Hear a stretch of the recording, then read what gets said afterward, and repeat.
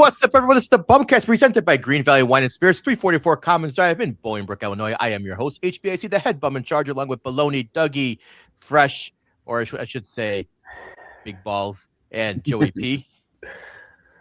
Guys, Peter, that intro made me sad.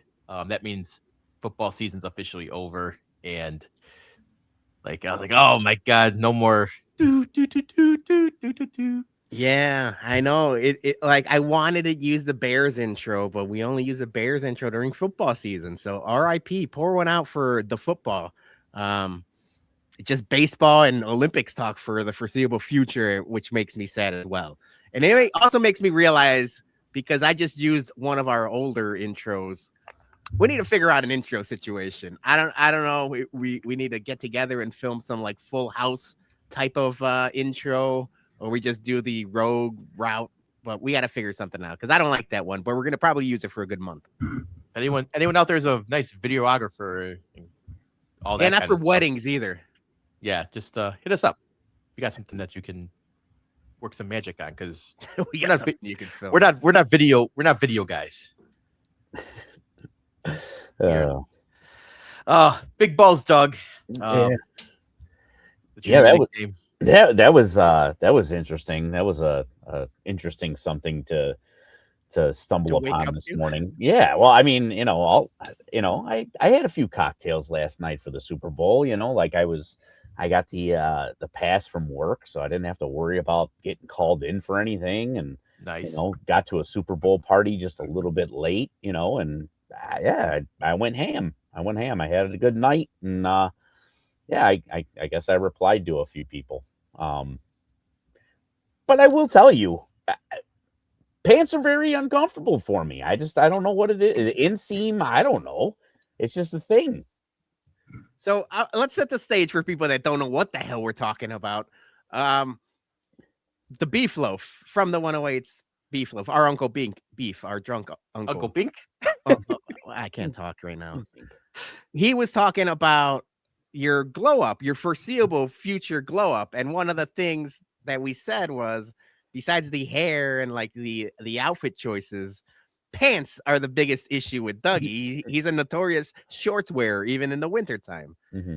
And you replied back, it's because, what was the actual tweet? It was like, it's like the size of my nuts or something, or like...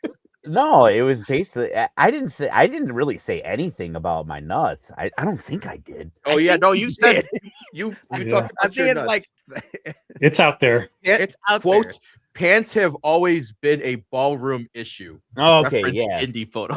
Yeah, ballroom issue. Ballroom issue. Yeah. So that's where the whole big balls Doug thing came from. Yeah. But yeah, congrats on the huge nuts. Yeah. I mean, it's just like I said, it's always been like a comfortable. I'm a boxers guy too. I like to just Let it loose. Let the boy swing. You could probably murder someone if you teabagged them. Slow and low. Maybe. Yeah, it's like just suffocation. Just two fucking kettlebells down there. I really could, Oh man, hey, you know what? To steal an old White Sox slogan, let the kids play. Okay. All right. 2.0. Yeah, 2.0. The kids can play 2.0. Oh man, yeah. Football is over. Intro's done. Okay. That's just me not being able to speak English. So yeah, we have very special guest White Sox Dave. He's going to be joining us today on the second half of the show because Dougie, you are leaving this week, couple days, heading to Turkey. You're gonna get the whole luscious locks, and Dave is gonna come on and we're gonna talk some turkey talk, get you what you have to prepare for and everything, and we're gonna shoot the shit with him as well. So, but he'll be on at 9:00, and hope you're ready, Doug. Yeah, Doug. I am ready. I am ready. So I am a person that I shave my head like every 2 weeks or so, and I haven't shaved my head in probably about 5 weeks now. Oh, really? So once he gets on, I'll talk about that again, and then I'll show you guys what it looks like. What you're working with? Yeah, what I'm working with here. 5 weeks worth of growth. Yeah. Yeah, I'm excited to see that. That's a tease for the 9 o'clock hour. I like that. The other thing I was going to mention, I guess we could talk to Dave about it. So you know what? I'll save it. I'll save the hair talk for Dave. But I did have a question for Dougie, so let's save it. Yeah. I have to be honest. Now that football season's over, guys, I mean, like we made great stride in like growing like within the Bears community and everything. We had some great numbers throughout football season. Had our highest ever viewed podcast after the Bears Packers game. Now that football season's over, I'm worried our numbers are going to tank. We better stay on top. No, yeah. Nope. I'll tell you right now, we cannot compete with those Bears numbers. We can't compete with Caleb Williams' miracle, Ben Johnson taking his shirt off, like cardiac Bears. Those, I said it a couple of weeks ago. Those are inflated numbers. That's steroid era baseball numbers. We're coming back down to earth. So you better. And I'm not saying we're gonna go crashing, but that's tough to compete with baseball, man. I mean, with football. Yeah. I actually do have a way that we can keep these numbers up. The White Sox just got to be good. It's pretty easy. Okay, yeah. Oh, yeah. Pretty simple philosophy. You're funny. Worked for us. Yeah. Joe, how you doing tonight, man? I'm great, brothers. Just, here on a great Monday night, waiting to, discuss some exciting headlines after we talk the Super Bowl. Because there's a lot to get into tonight. There is a lot to get into. There is. Peter, how you doing, man?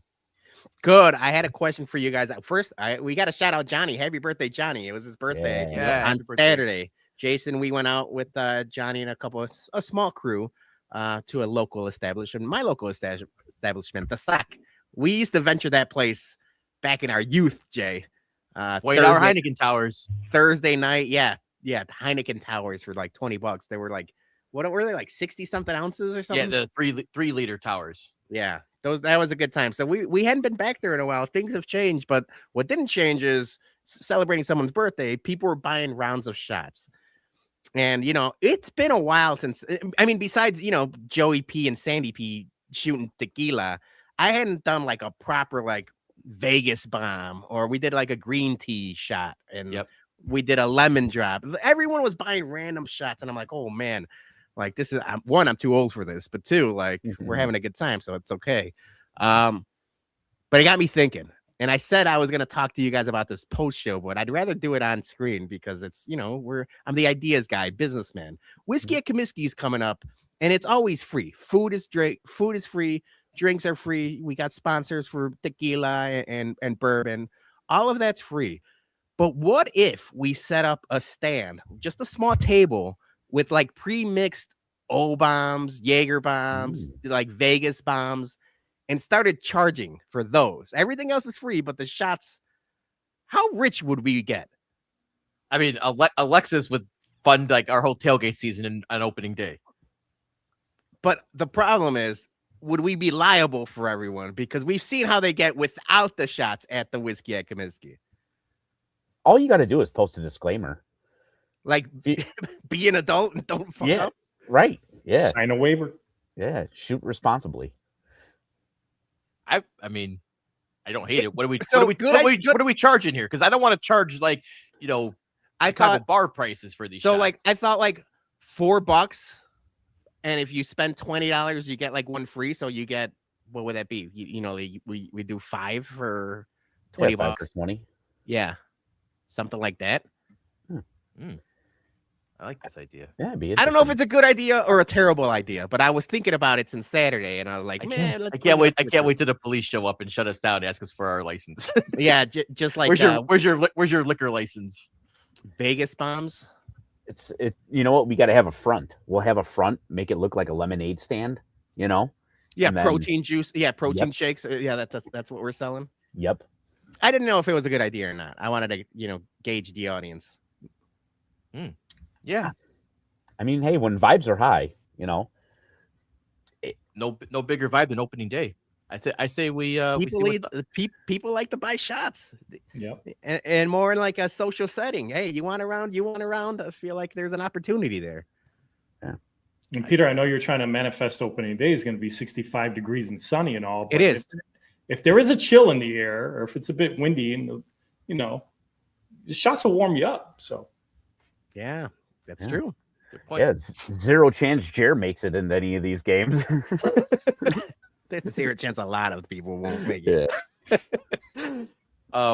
Real quick, Beef Leather comment. Consider the offseason from Bears a chance to experiment with stuff on the show. Now we're getting dark. We're getting a little kinky here, huh? Little experimentation. At our age, experimenting might be fun. So yeah.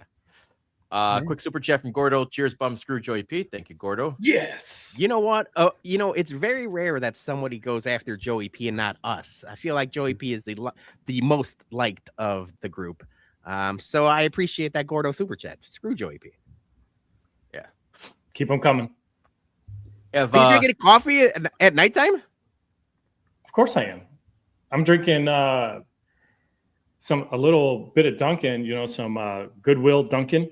After that commercial that we'll talk about a bit later. Did you get it for free though? I got it for free. I put in that code, Goodwill Dunkin'.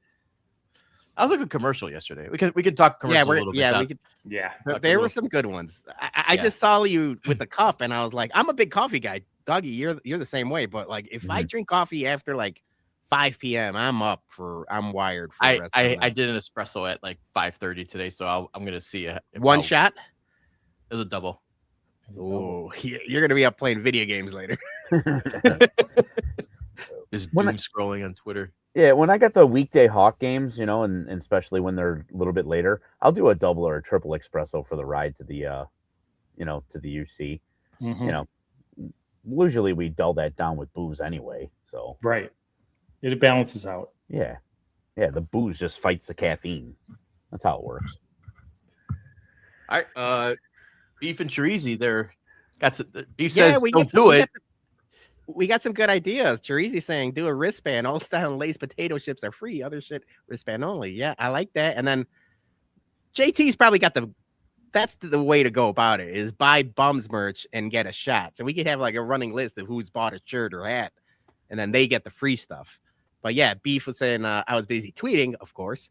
But you're trying to turn free stuff into pay stuff, and that's the audience generally doesn't like that. That's true. It's the old bait and switch thing. We don't like to do that. We don't want to do that. Well, it is an interesting idea. We'd have to ponder. We have team meeting. Test the waters on this. Yeah. Have you guys? So I want to ask you guys before we get into some Super Bowl talk here. Have you guys been watching the Olympics at all this weekend? Anything? I was football heavy up until Sunday. Now I will mess with the Olympics. Actually, my daughter, I shouldn't say I haven't watched any of it because my daughter got into it. I think she's getting into the Winter Olympics. So Julie and Scarlett were watching, but I haven't really dabbled yet. I was too busy on Super Bowl, but I will now. Yeah. Horrible start for Team USA. They're terrible. Terrible. They only have 2 medals so far after the first weekend. Granted, they're both gold medals, but they're losing out on a bunch of events they should have won already. And I don't know what's going on, but they need to get their shit together. All right, now question. I don't fuck with the Winter Olympics as much as I do the Summer Olympics, but I feel like I've known you long enough to where you've always been into both. And this seems like a recurring thing. It's like U.S. always starts slow, and then they win 1 billion medals and lead the medal count, and then everything is fine. But no. Is the sky falling? Not winter.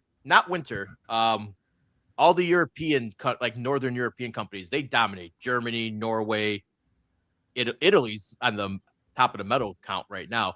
But you get all those Nordic countries, they dominate. So they're born and they come out on skis. But we had obviously Lindsey Vonn was the best ranked skier in the world right now, and she ACL'd and then she crashed out. The skiathlon, we had the top rated like women's skiathlon. She came in like 22nd place. So skiathlon, that sounds like made up. A lot of these events are, and it's funny because like a lot of these seem like just made up sports and everything, and I'm yelling at people, like, oh, you're terrible at, don't come home, you don't win, don't come home, we should be dominating everything, we have the best athletes in the world, and then we come in like 22nd place on some shit, but I will say though, Peter, we talked about this, the male like snowboarder for like the big air, the jump. Mm-hmm. He finished 4th place, but in his defense, he played with a broken arm. He was jumping he broke his arm in training, and he still came in 4th place with a broken freaking arm. So, and I said that sounds great, but Kurt Angle won gold with a broken freaking neck. So it's like I'm not giving this guy any credit for 4th place. Kurt Angle says, "Hold my milk." Yeah. No, I saw the American bobsled incident. That looked that was not there. Bobsled's ended the Olympics. That must have been like a training run or that was it starts with luge, then skeleton, then bobsled. So bobsled's always at the end of the Olympics. But like the only thing we got the downhill skiing, even though Lindsey Vonn didn't win, her teammate won, which was awesome. And then we got the gold in the team figure skating competition, thanks to the Quad God. Ironically, that was my nickname in high school, but not for doing quad lutzes. Yeah, you just got a solid base on it. Now we're talking. Dougie's got the biggest balls. You got quads. What is happening here? South of the equator. Team lower half. That's right. Who is the Quad God? A guy or a girl? It's a guy. I would hope he could do like a quadruple flip. I imagine he's the only guy who can do like multiple quads, like quad spins, quad lutzes, quad triple toe or quad toes, whatever all the technical name is for this stuff. But he's like the only guy who can do like multiple quads, and they call him the Quad God. And his scores are just so elevated because no one else can do what he does. So I think that's like the Simone Biles of figure skating. Yeah, and we also got the best pairs ice dancers in the world.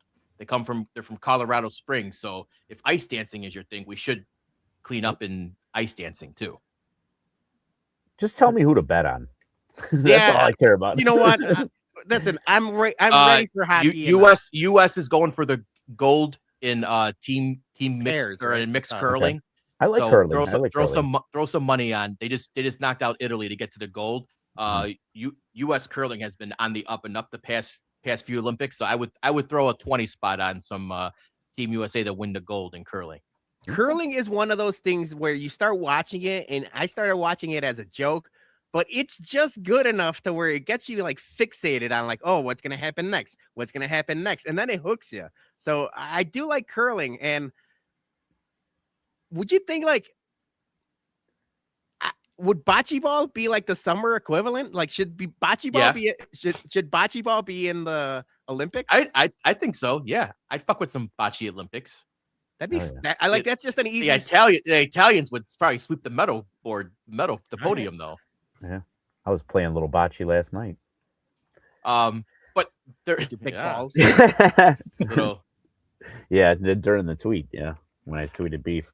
But actually, what happened? Some bad news happened though with the women or the Team USA figure skating when they went to go on the podium to accept their gold medals. Yeah.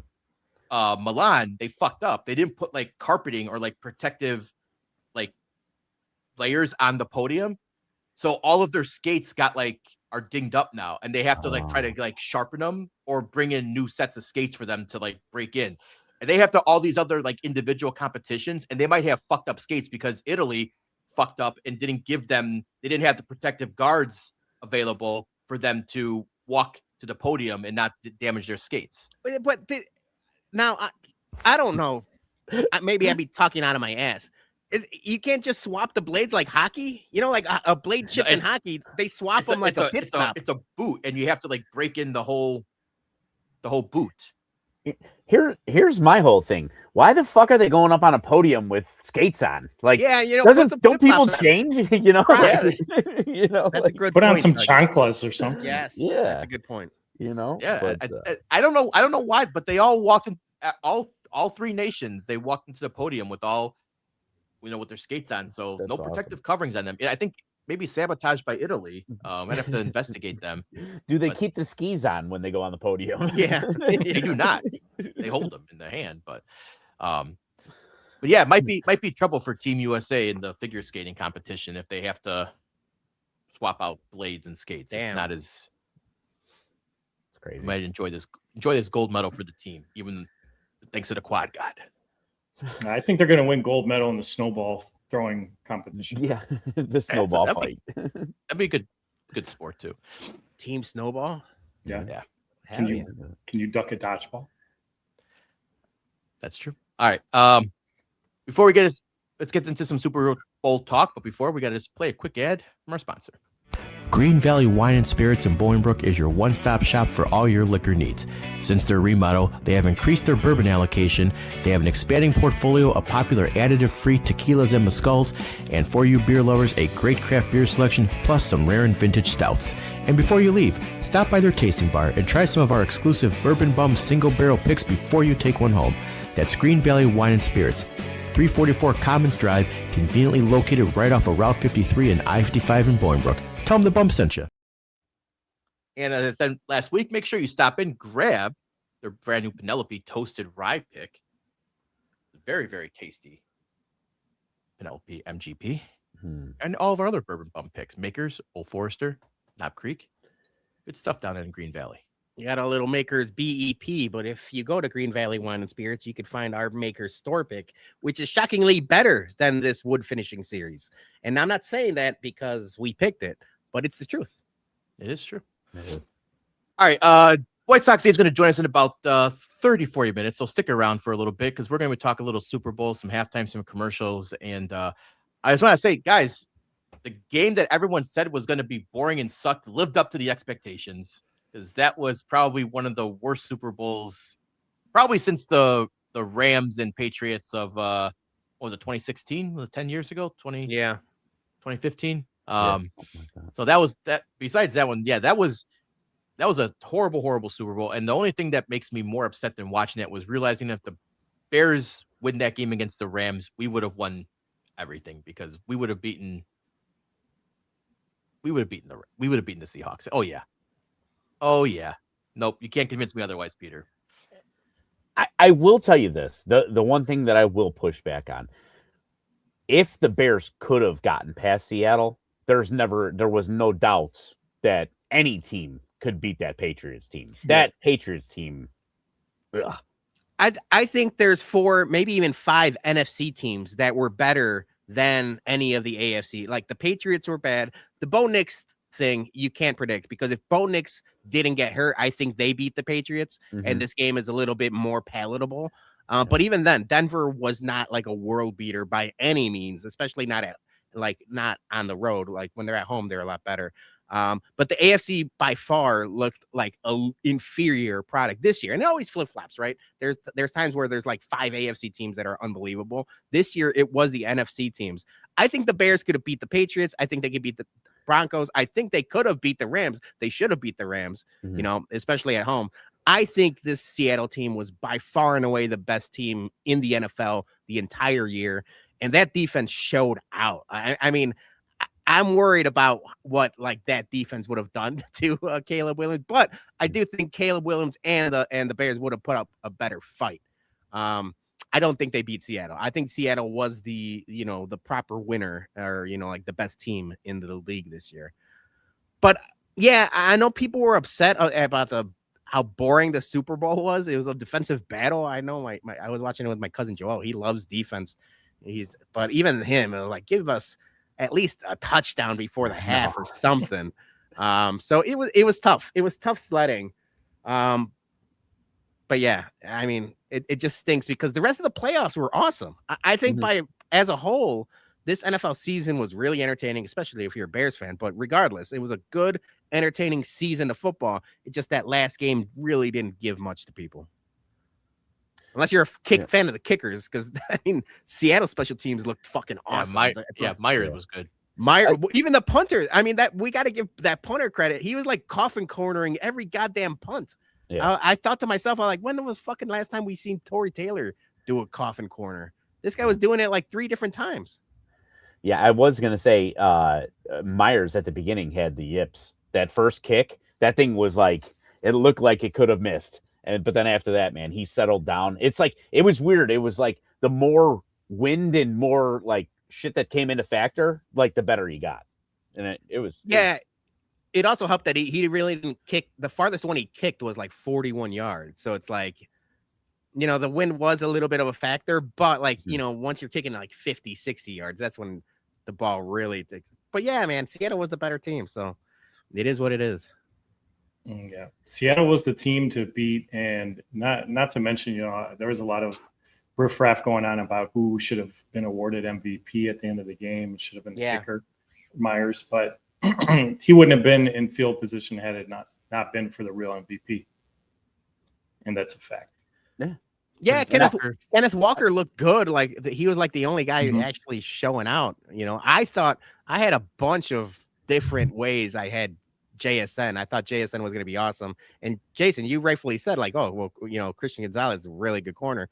I'm like, yeah, but nobody's been able to cover JSN the entire year. So I was like, well, I faded him because I had him in fantasy, and every time he went up against good corners, his numbers dipped. He just preyed on bad secondaries, but anytime there was someone good, like it was like, nope, yep, you're not getting shit today. So I was like, it's tough to say your numbers dipped when he had like 1,800 receiving yards this year.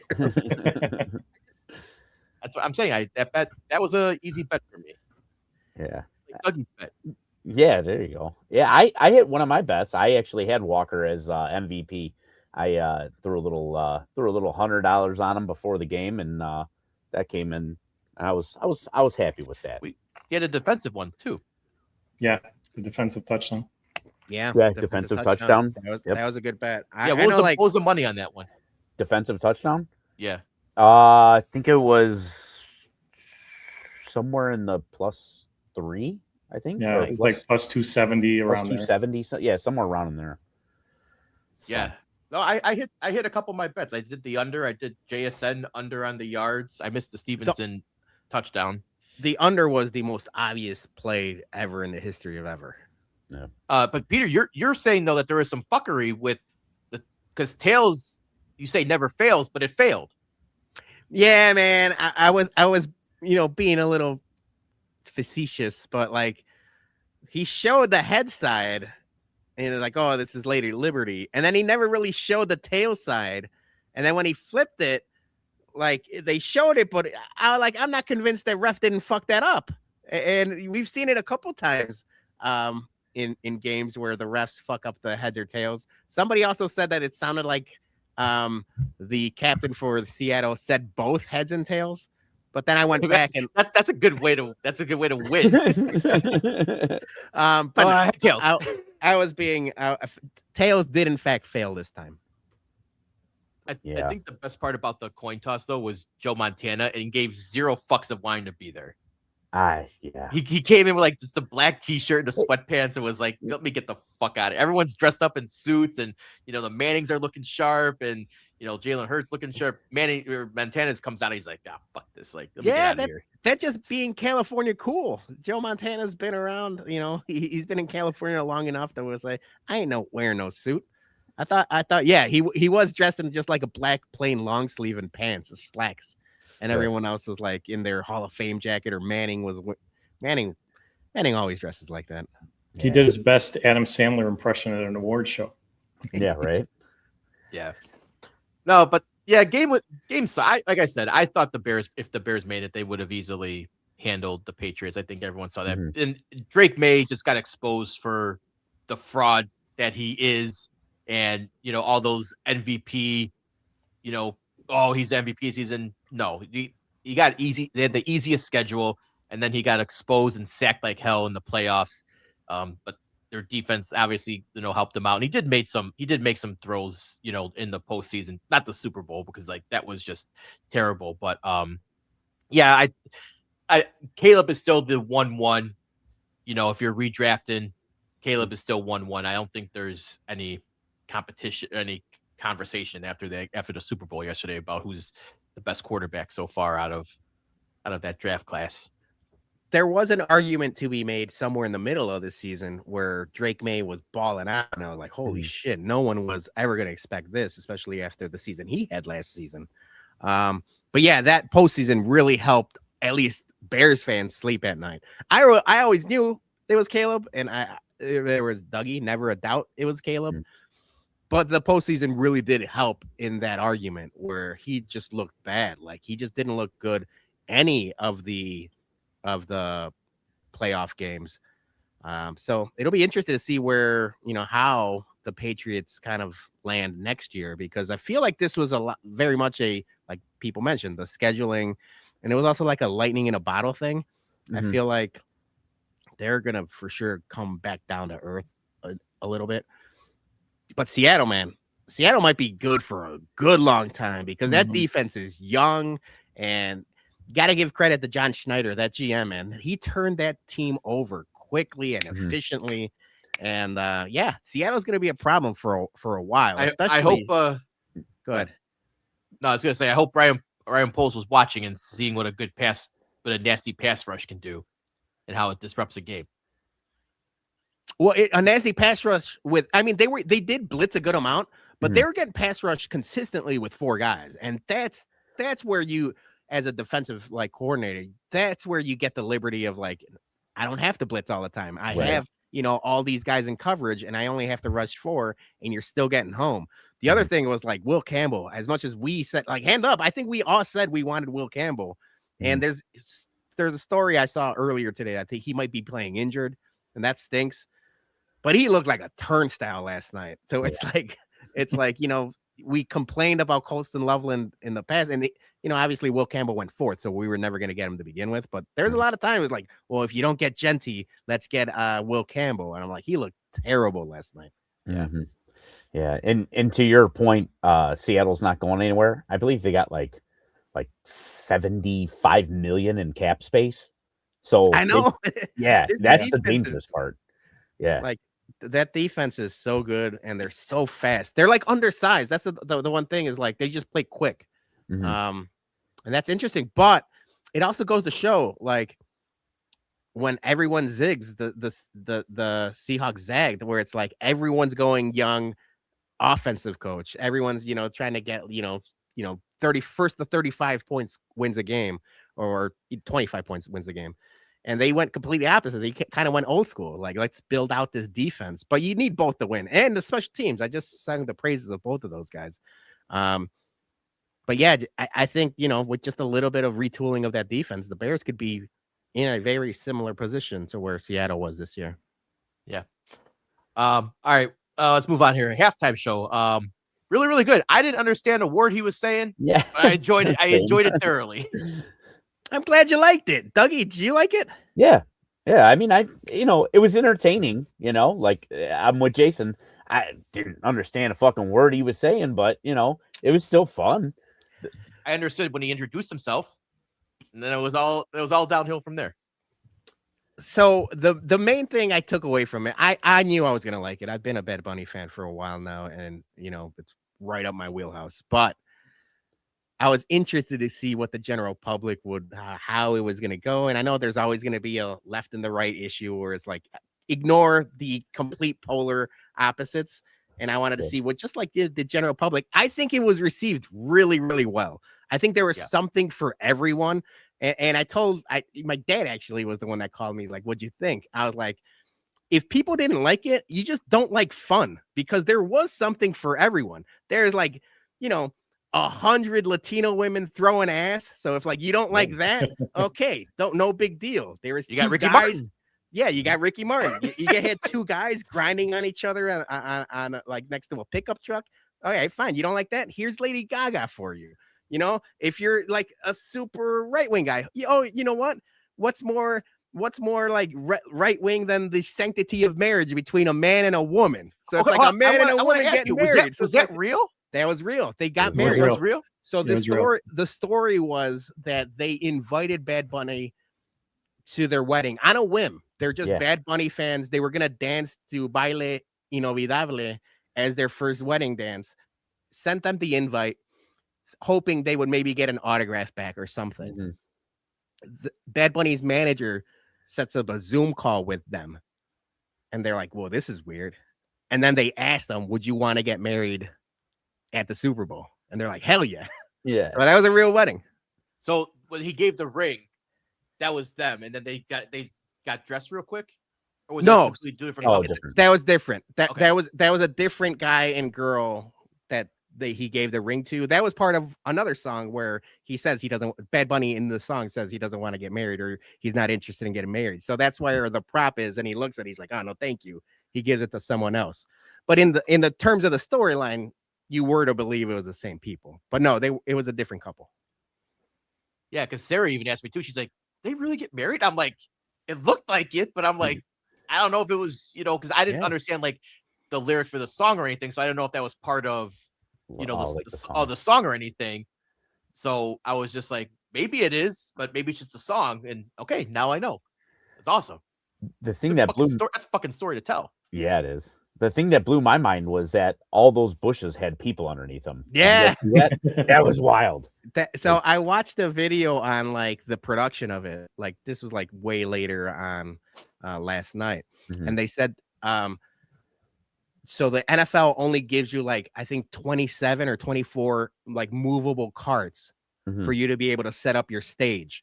So like they used all those carts on like the casita, the house, and like the different things. So to get around like bringing in a bunch of plants, they're like, let's just make these humans, and that's how they got around to like do it. I mean, if you like production value and just like set design and stuff like that, I think this was like out of this world.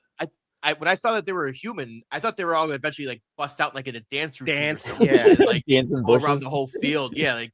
And honestly, though, the NFL kind of fucked up, and they didn't have the Super Bowl, halftime show sponsored by Manscaped with all the bushes. Yeah, True Green maybe or something. Yeah. Well, the thing that kind of blew my mind about the whole thing was like I guess that they were paying the Bush people like $17 an hour or something like that. The story came out, but as far as production value, great on camera. But did you see the angles of everybody else? Yeah. Oh yeah, Like if you were at anything, if you were at the Super Bowl, it looked like shit, Yeah, but that's been the last call. I would say like the last 4 or 5, like even the one with The Weeknd or Kendrick or like the one with 50 Cent and all like the West Coast rappers. Yeah, like they were rapping inside of a house or like a you're behind it. You're so it's like anything. Like those are specifically made for the television audience and like the the replays on YouTube and everywhere else, Apple Music or everything else.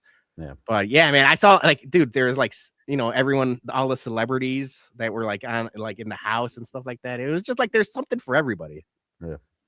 Yeah. I think that the entire experience culturally for me being part Latino, right, it pulled on my heartstrings, especially the beginning and the intro, and when he's going scene to scene. I see.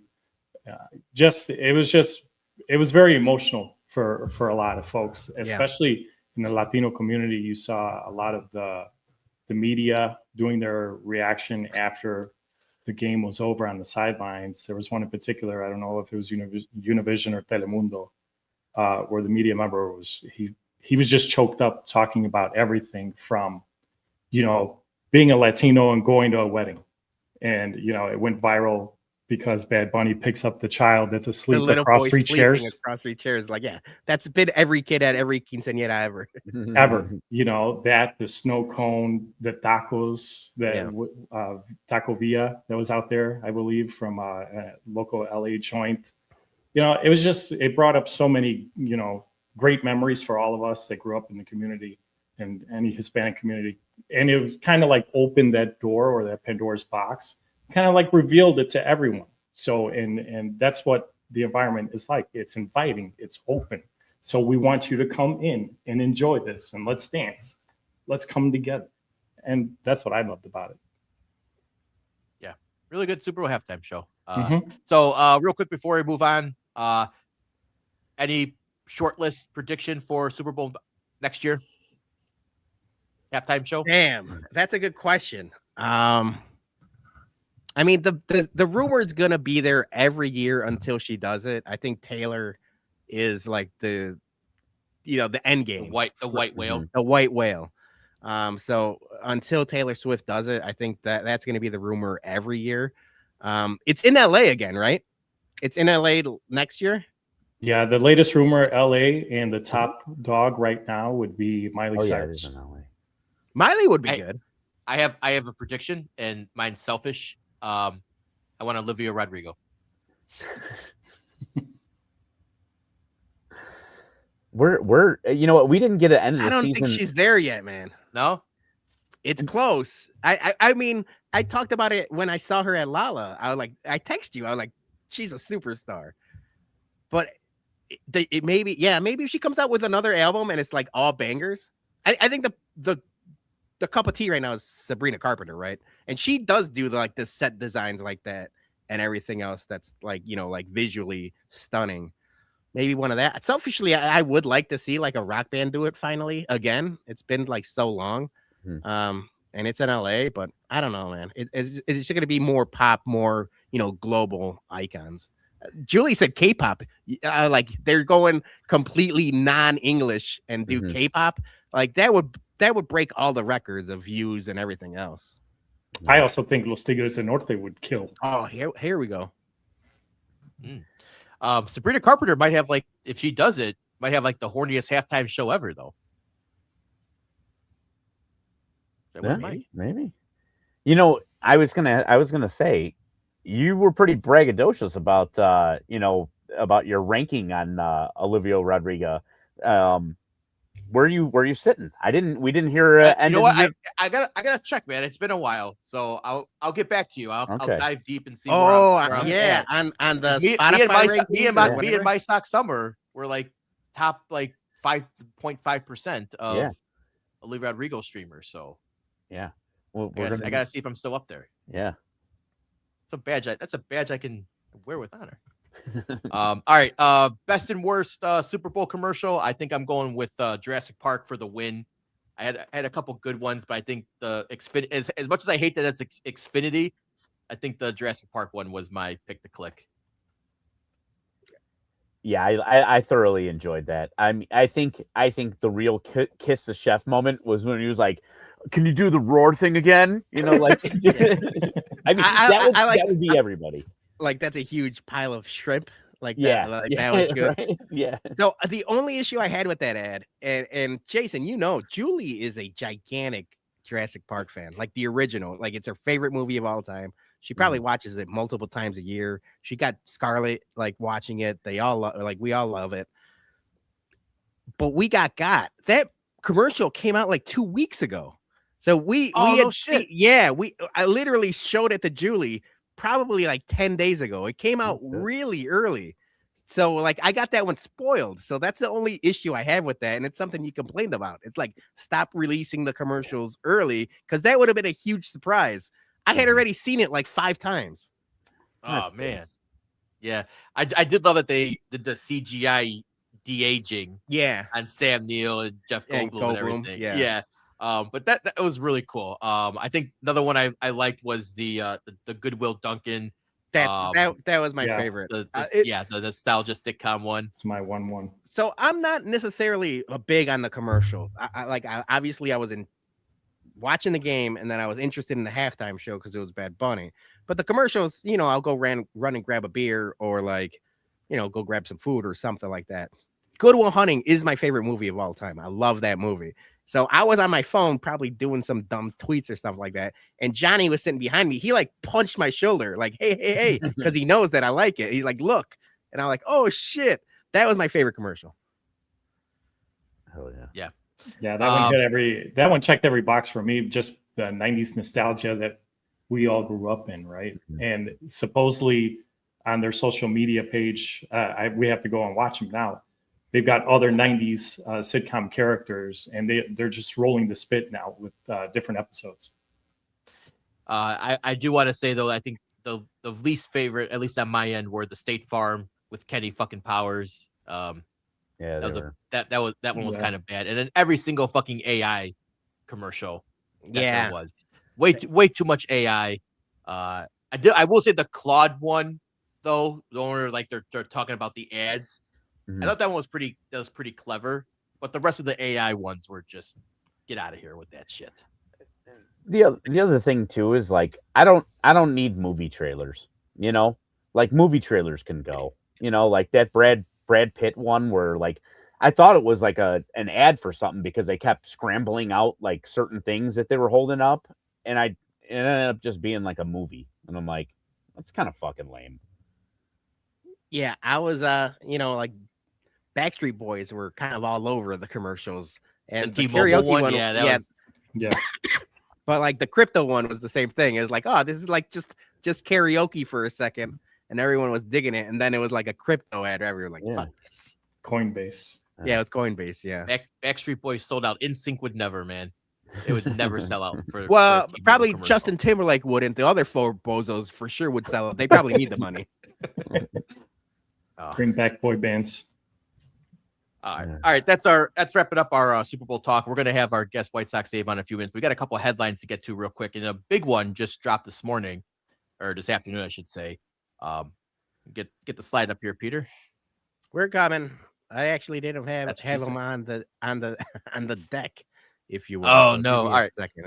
It's here. It's here. Fox came out with a report today saying that the Bears and the state are closer to a stadium deal, and big surprise to no one that as soon as Indiana decided to pony up and give the pay the stadium funding for everything and give the Bears basically everything that they wanted all of a sudden we're getting an agreement, guys. Governor J.B. Pritzker said today when he was down there that they're in constant conversations with the Bears. Most important thing is that the most important point I would like to make is that we're not going to do anything that's bad for the taxpayers, because that's Illinois' MO for some reason.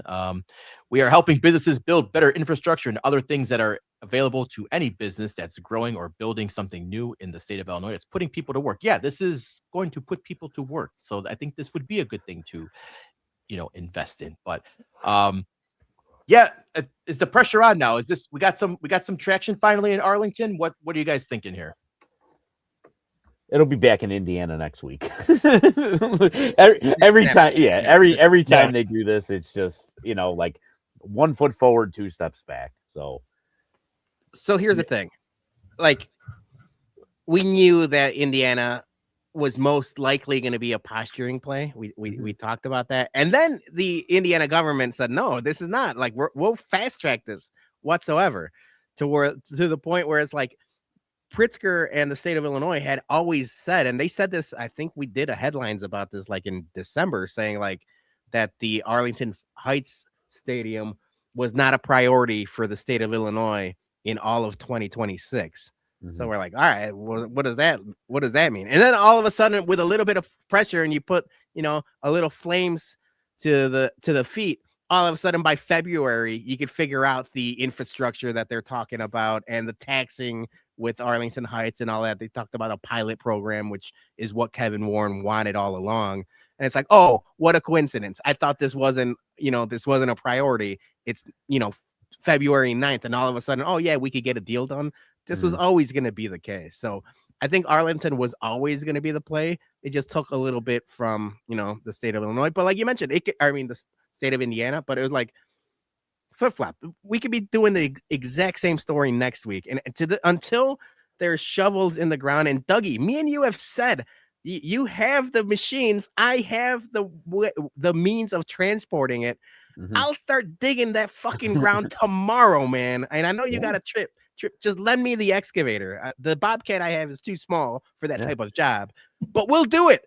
Pro bono for free. The bums will start excavating. Shovels in the ground. Just tell us when and where. Like, no more of this red tape. No more Friday news dumps. No more, Waddle and Sylvie leaks and then Fox 32 leaks. Because this is all like going back and forth, like, Bob Nightingale does the White Sox stuff. Now they're leaking information to all kinds of news sources because this is what they want. Just get shovels in the ground already. I don't care where it is. Yeah. What I was afraid of was that, they were obviously using Indiana as a pawn in this whole thing. But I think Indiana was starting to throw so much stuff at them that it was starting to feel a little enticing, it's serious. I think they're serious about it. Yeah. Oh yeah. They're still going to meet about it in Indiana later this week. Yeah. Yeah. Like I said, I have no doubt that Indiana on their side is serious about it. But I think it's just one of those deals to where the Bears are like, we'll use Indiana. And then all of a sudden, next thing you know, they're like, oh, we'll give you this, give you that, give you that, give you this. And then you're like, oh shit, maybe the pawn is, no longer the pawn. That's what I was afraid of. My favorite thing about this is like Indiana like fast tracked everything, Uh-huh. and Illinois was like caught off guard. Like, whoa, wait, hold on, guys. Like, we don't fast track anything in this state. Whoa. Like, whoa, hold on a second here. We were trying to drag this out for another 3 years. What are you doing here? Fast tracking stuff. Do you see how long it takes us to do construction on 294? Yeah, right. We've been working on that for 8 years, man. We got another 10 years on that project. We're not ready to go shovels in the ground. We got to milk this out for as long as humanly possible. We don't fast track nothing in this state. So that's my favorite thing is like they got now all of a sudden it's like, oh wait, yes, we'll try something. We'll try something different for a change. There was Illinois. I'm reading the article here from Fox Chicago. Illinois Representative Cam Buckner has long stood in the way of the Bears' plans to get public financing to leave Soldier Field. So they did name the person who has been the bum of the week, Cam Buckner. Yeah. He says Illinois lawmakers are not all of a sudden up in their game because of Indiana. Yeah, that's a lie.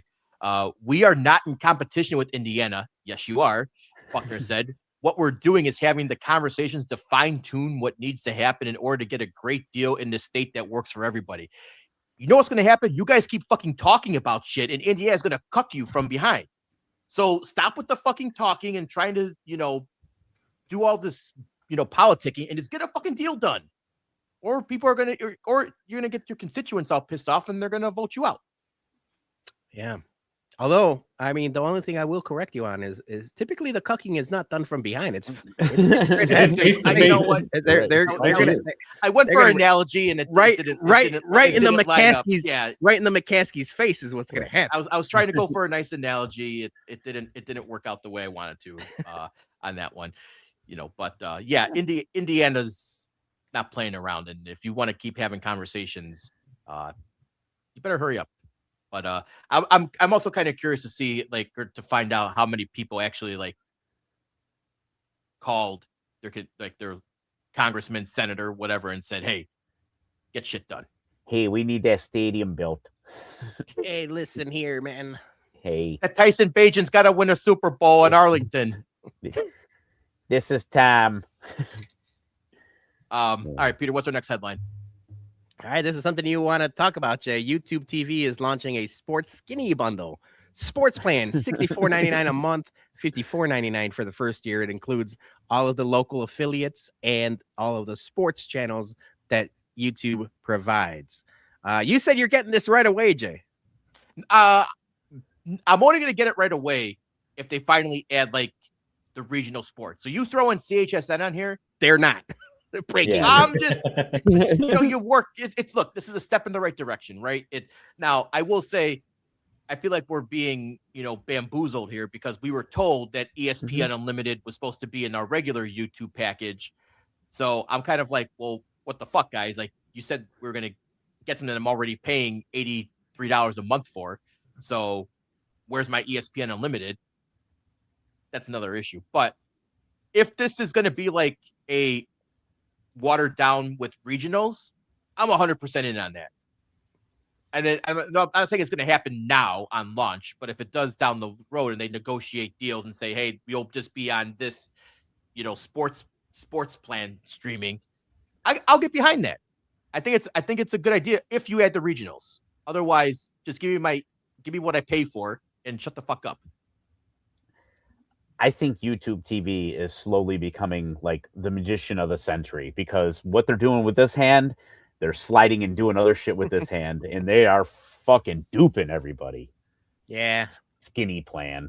Yeah. I'm not buying this at all. I think that with the amount of bundled big names that's to come out in the future, isn't ESPN and Fox supposed to have one too together?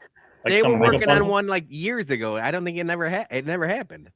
Yes. So, I mean, this stuff is just going to keep changing and changing and changing. So at this point, I don't care. Just make my bill cheaper. That's all I ask. Yeah. And that's the thing. It's I don't want to give YouTube TV any more money. And obviously it wouldn't because it's cheaper. But I just don't want to do business with YouTube TV anymore. I was thinking about going back to Comcast. I told you, Jason. I might just go to Comcast directly. That shocked me when you said that. I've never been a Comcast guy. I've always been a DirecTV guy, and then I went to YouTube when we moved into this house. But I'm sick of all of this shit. So it's like, yeah, no, you ain't fooling anybody with this stuff. Yeah, I mean, I went back to Comcast because I just got tired of it. And just like it's fucking exhausting. It really is. Treasy says, I want to pay a shitload for a few sports channels and want owners to get free stadiums. What the fuck is going on here? I don't know, man. This is bizarre. It's a bizarre world. This might never happen again. Are you feeling all right? I'm worried about you. Not you. Yeah. Yeah. Check. I can see the sweat off his forehead. There's some viruses going around. We got to make sure you're okay, man. Here's the whole thing. Now that they announced that ESPN is getting like a Super Bowl, how are they going to fuck us out of the Super Bowl? Because they're going to do something's going to happen. They're going to make you pay for it. They're going to put it on ESPN Unlimited. Fuck, and it's going to crash like in the first hour because they're not going to be ready for like the whole thing with Netflix when they had the football for the first time and it crashed. Or was it football? Oh, no, it was the boxing. I think boxing, it was the Holy Jake Paul. Shit, Comcast is $2.15 a month. Never mind, I'm stuck with YouTube TV. What in the hell, man? We're getting fist fucked all over the place. That's what I was saying. You add the regionals onto that, I can fuck with that. But I had Comcast and I got rid of them because it was $2.15. They charge you the $10 a month for your DVR and other $20 for your HD. Because I don't know why the fucking 2026 we have to pay for HD now. Like everything's in HD. Yeah, this podcast, the fucking Reiki Dink operation is in HD. We ain't charging anybody extra. Yeah. Yeah. Peter, any other headlines? No, that's it, man. I think we got our guests waiting. We should play an ad and get them on stage. Yep.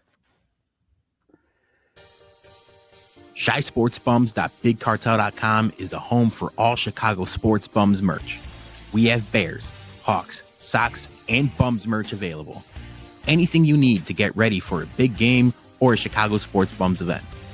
Remember, all profits go directly back into our Whiskey at Comiskey tailgates to keep the beer and food free for everyone. So head over to ShySportsBums.BigCartel.com and pick up a couple Toot Tree shirts today. All right, it's time to welcome our very special guest. You know him as the one and only White Sox Dave from Barstool. Dave, fellas. Thanks for joining us on the BumCast on this momentous occasion for the trip you guys are about to go on.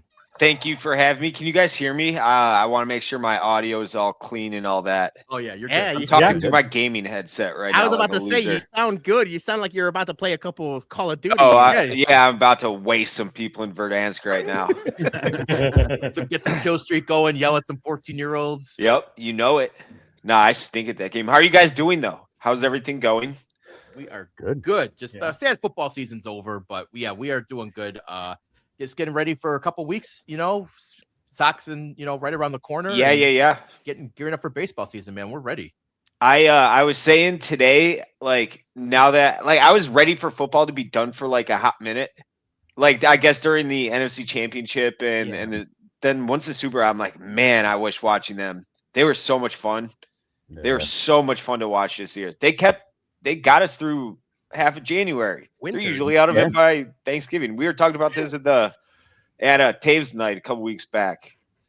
Right. But thank God for them, Yeah, for the longest time we just said we needed just one good sports team to talk about because we started we started during COVID and it's like every team stunk and continue to stink. So this Bear season was a blessing. But yeah, man, we're excited to have you on and we're excited to talk turkey. I know. Are you leaving tomorrow? Yeah, I'm leaving tomorrow night. We got like an 8 p.m. I thought shit. Oh, he's gone. And he got like a pizza. He got a pizza delivery. Thanks for White Sox Dave for coming on. Right. He's got burritos delivered to the house. We'll talk to him later. It is National Pizza Day, so I wouldn't be surprised if the delivery came. The delivery came. Yeah, that would be pretty funny though if the Domino's guy showed up right in the middle. All right, you know what? I'm watching him behind us there. I'm watching him backstage. When he pops back on, we'll bring him back on. Dougie, are you packed? No. You packed like 2 weeks ahead of time. I know. Normally I'm a habitual like week ahead, 2 weeks ahead type guy. I don't know. I think I just been working too much, and I just haven't gotten anything packed. But I have a solid list because I don't want to forget anything. So gotta. We're all good. We got pizza delivered. Can you guys hear me? Yeah, I'm such a dickhead. I'm sorry. They died. They never died. They have like a 3-month life cycle, and of course they die right in the middle of this. It's not like you guys are alive or anything. Your DoorDash came. Yeah, I thought no. Today. Actually, Doug, you'd be proud of me. We got a great duck leg ragu going. Duck leg ragu going right now. Hell yeah! So that'll be done as soon as I get off with you guys. I'm excited, dude. I'm gonna eat so much food. Yeah, I'm gonna show you a shit ton of food this next week or so too. Yeah, dude, I can't wait. That's honestly like, yeah, getting hair done is cool, but like I'm ready for the culture and the food and everything like that. I was telling you, and I didn't told these guys yet. So the first night I'm gonna be there by myself. I actually booked myself a Michelin star restaurant. So that's what you were saying. Yeah. So like, I think like Milan or something like that. I don't know. But yeah, we'll do that again too. Oh hell yeah, dude! Even if it's just us two away from the group or whatever. But like that's what I've been to Rome and I've been to Istanbul, the western and eastern capitals of the Roman Empire, and the cities are very, very, very similar. Okay. Rome's food blew Istanbul's food out of the water, though. That was like the separator between the two. But I think that Istanbul's like way prettier of a city. It's like on water and the hills and everything. Mm-hmm. But I would love to go to like a really good restaurant with you because you know your food, you know. Yeah, right. And because I want to see if like I missed out the first time. Yeah, hell yeah, dude. We'll do it. The wild thing is that I don't know if you guys know this or not, but the like procedure is actually done in Asia. Mm-hmm. Oh, you're on the Asian part of Istanbul because it's like split, right? Like there's both. Yeah. Yep. Yeah. So the majority of the city, like the downtown area where we'll be staying and everything, that's on the European side. The clinic is in the Asian side. It's just a quick 5-minute bridge ride. You know, it's not like you're going over an ocean or anything. Yeah. And that's where like their suburbs are, I guess, where like all the families live, and then they commute across the bridge, blah blah blah. So yeah, two continents. Yeah, nice. Dude. So now this is season 2, right, Dave? And I know obviously a lot was said. You guys, actually, we've been following the process. You did 108 Day last year, and you know you were at a couple ballpark games and stuff like that. This year, are you just going as like a Sherpa or like a caddy? Like you're not exactly getting anything done? No, not getting anything done. So that was the original thing when Donnie and I went to the Dominican back in 2022, I think it was. He's like, dude, your hair sucks. And one of my dreams is to take a group of people like our followers and a balding Barstool employee to Istanbul to get a hair transplant. And at that point, I had gone to one of the famous billboards clinics in Chicago for a consultation. Yeah. And the quote they quoted me was like outrageous. And it was something I couldn't have came close to affording at the time. This is like 6-7 years ago now.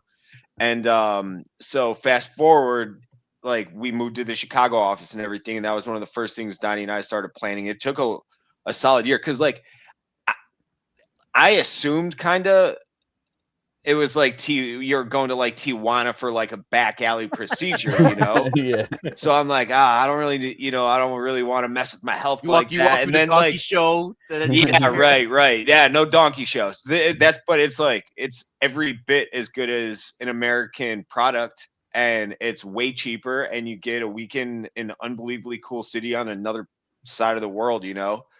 And it's awesome. It's awesome. So they liked what we did so much last year because it was a trial run for them. They're obviously a Turkish company. They don't know what Barstool is at all. Mm-hmm. And they loved it so much that they're like, you have to come back and bring Dave again, because I was the original guinea pig. So they're like, fly him out again, and I'm like, okay. I'm like, all right, I'll take another trip to Istanbul. Hell yeah, I'll go yearly if I need to. Right. So here we are. Now, when you got the quote from the place in Chicago, did you think about maybe just putting your face on billboards to help pay for it? All along, I was trying to work that angle too. And I like put him in touch with our salespeople and everything. It didn't work out. They still wanted us to pay them like half of what it would have cost, and it still would have been way more. And it would have been for like and not to say that they don't do a great job. If you got the money, you can drop it, not go out to Oakbrook for 6 hours, and you're bingo bango, you're in and out. Then there you go. So, but I would, I like the travel aspect. So. Yeah, it's the experience the about price. it too. Yeah. Yeah. And it was, I would have never done it if it weren't for that. And I know, like, none of the guys that we brought, they're like, well, now that a group's going, we can make like a thing of it. I'll kind of be idiots about it together, kind of go through the whole process together. Then like that's makes it all the easier sell, Well, you guys picked a good idiot for season 2. Yeah, no, I'm excited. He's going to be electric. But I mean, we've seen you around, but the locks are flowing now. Are you pretty happy with the results? Hell yeah, I am. It's awesome. It's because it's supposed to be fully grown from 12 to 18 months. Oh, so okay. So I still have like technical growth periods to go, and I'm enjoying it. But like, if it does all fall out again at this point, I don't care. I had fun with it, and I would just like go and pick my head or whatever. So, Doug, I know Doug doesn't care because he's just like embraced the bud already. Yeah. But it is nice knowing that you have that if you need it, Yeah, and so that's the thing I was going to ask you, Doug, and we talked about it in the beginning of the show where it's like, I'm going to save the question for when Dave's here. But like doing what we do, both podcast wise and in our regular day jobs and stuff like that, we've always been hat guys. Yeah. Well, like, I could, if I have to dress up, like I'll comb it over, I'll be able to do it, stuff like that. Pete, I've never seen you without one. No, I've got full coverage. I'm 41, 42. I got wings. I mean, I got the wings, but it's full coverage, so I think I'm okay for a couple more years. I'll be ready for like Baldstool season 7, maybe. Hopefully. Yeah, Knock on wood. But at that point, like you're like pushing. Like if I would have got to 40s, I would have been like, I would have been in my curmudgeon stage. I'm already kind of there. Yeah, I mean, I've been married for exactly, years, decades at this point. But surprisingly, Dougie, Mary was all on board. I think we did the AI pictures with your haircuts, and Mary's like, "Holy shit, I think I like this." Yeah, and so that was kind of the shocking thing was like, she was cool with. She's awesome person. She just whatever I have an idea, she just runs with it, and she's like never doubts anything that I do. But then it was like I was like, fuck, man. I'm like, I think she's liking this too much. So I'm like, now I'm thinking to myself, I'm like, has she fucking hated my bald head? Like, and just she's wished you had hair for decades. That's what I'm saying. Like, that means you got a good personality or whatever. Yeah. Who cares about that though? Right, exactly. The big balls helps too. Things that make you go, Yeah, speaking of big balls, Jake, you want to get to a couple super chats? Yeah, let's get to these real quick. Gordo says, cheers, White Sox Dave, screw the bums. Well, all right. No. Thanks, Gordo. So, Gordo. Thanks, Gordo. And Uncle Beef, for the extra plane ticket Dougie needs for his enormous canuts. Yeah. Beef. I did hear that there was $70 first class upgrades available today, and I sprinted over to look, and it was all sold out. I was that would have been awesome. That would have been instant. Yeah. Insta buy. And Turkish Airlines is actually awesome. They serve like real food. Like the pasta's legit. Like I would eat it in Chicago. You know what? I should have started with it. How long's the flight? 10 hours. Yeah. Oh, that's not bad. I was literally thinking you're going to be on a plane for like 16 or something. Yeah, Rome was 9. Yeah, Rome was 9. You get like 3 meals, so that's cool. Yeah, and it's at 8 p.m. We're flying 8 p.m. tomorrow, so we're flying overnight. I'm just gonna get plastered. Yeah, and, you were pass saying out. something about 8 p.m. before your headset cut out there at the beginning. Yeah, so 8 p.m. tomorrow you fly out? Yeah, I'll probably start packing around. We're leaving from the office at 5. I'll probably start packing around 4:15 or so, I'd imagine. Yeah. Well, I mean, That's the way to do it, Dave. I watched all of season 1. You probably don't have to pack. You could buy all of the jumpsuits for like, pennies on the dollar over there. That's exactly what my girlfriend was just saying. I'm like, dude, I'm just gonna like throw enough undies in my suitcase and like just kind of wear jeans and a hoodie out there and then buy the rest of it. That's like some of the most fun we're gonna have is just a Grand Bazaar, just haggling with everybody. Yeah. And I'm such a bitch when it comes to haggling. I'm like, hey, I just take my money. But like I bought it was Prada or some knockoff winter coat, and it was like legitimately awesome. At least it was super warm and it looked good and I liked it. But we were there in December last year, and I wore it to Lambeau Field, and it just in the stands completely fell apart, like tearing apart at every single seam, just from like high-fiving and stuff. And so now I'll know that I'm not paying like anything for anything. Right. But you can't find like the watches out there you'll find are like they work and everything, they look real. That was one of my bits. I was gonna Zelle or Venmo Dougie a couple bucks, and I was like, find me the best looking but super fake like Rolex or something. Yeah, you got to. You got to come back with that stuff. It's like part of the experience, I think one of the things we need to do content wise, Dougie, is you need to do like fashion show for tracksuits.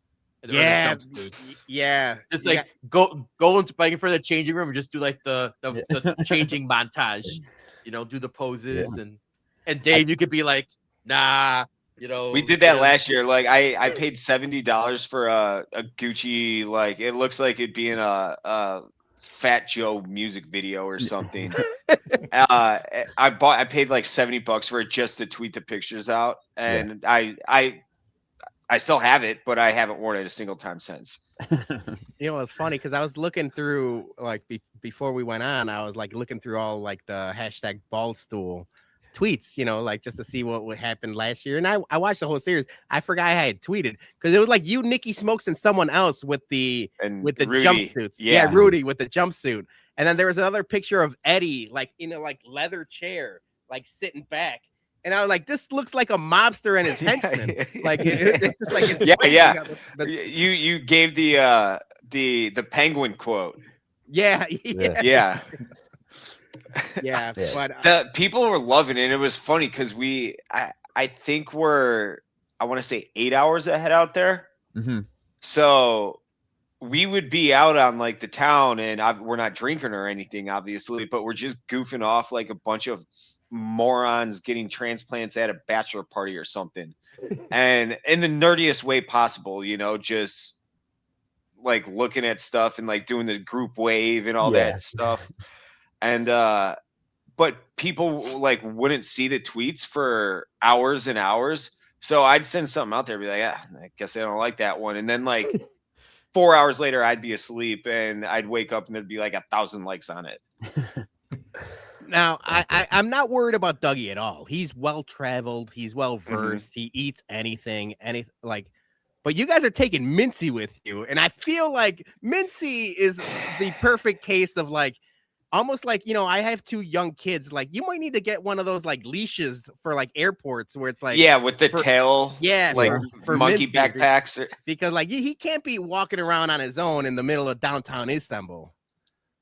I didn't want to put this out into the ethos until like we got there, but I was kind of half worried that I'd be tasked with being his shadow for the trip, and so far so good. I have not, but that would like it wouldn't ruin it because Mincy, he's like good people and everything, but he's exactly what you see and all that dumb shit he does. And I would want nothing to do with that. And when I'm looking at like the Hagia Sophia, And but he will add 1,000 million times the eyeballs to it because people tune into Mincy, and watching him run around like a fool in Istanbul is going to be must watch.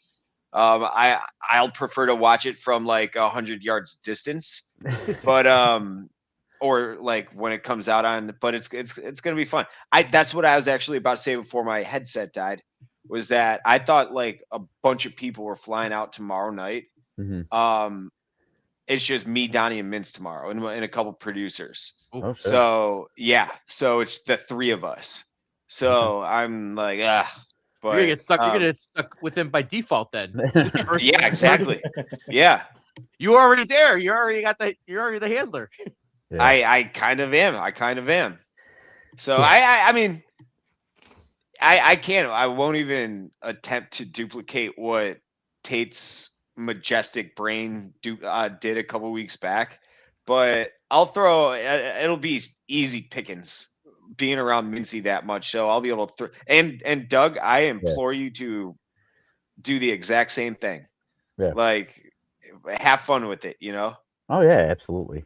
I figured that Mincy was going to kind of be like this season's Eddie, like just pop in and out of shit all the time. You know, like because Eddie was like. He's here, then he's not. He's here, then he's not. I think season. Eddie was a little miserable last year. Especially when it was clear that I wasn't going to let him turn it into I'm just out here to mess with Dave trip. Yeah, right.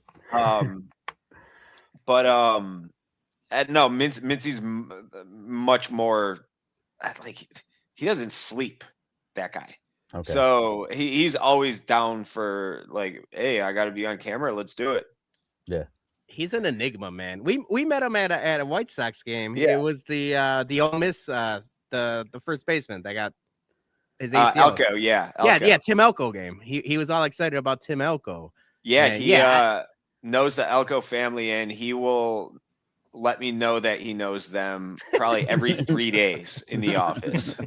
We should get him the I'm an alcoholic shirt. Yeah. We gotta get Mincy the alcoholic shirt. That would be maybe the third person that gets one of those.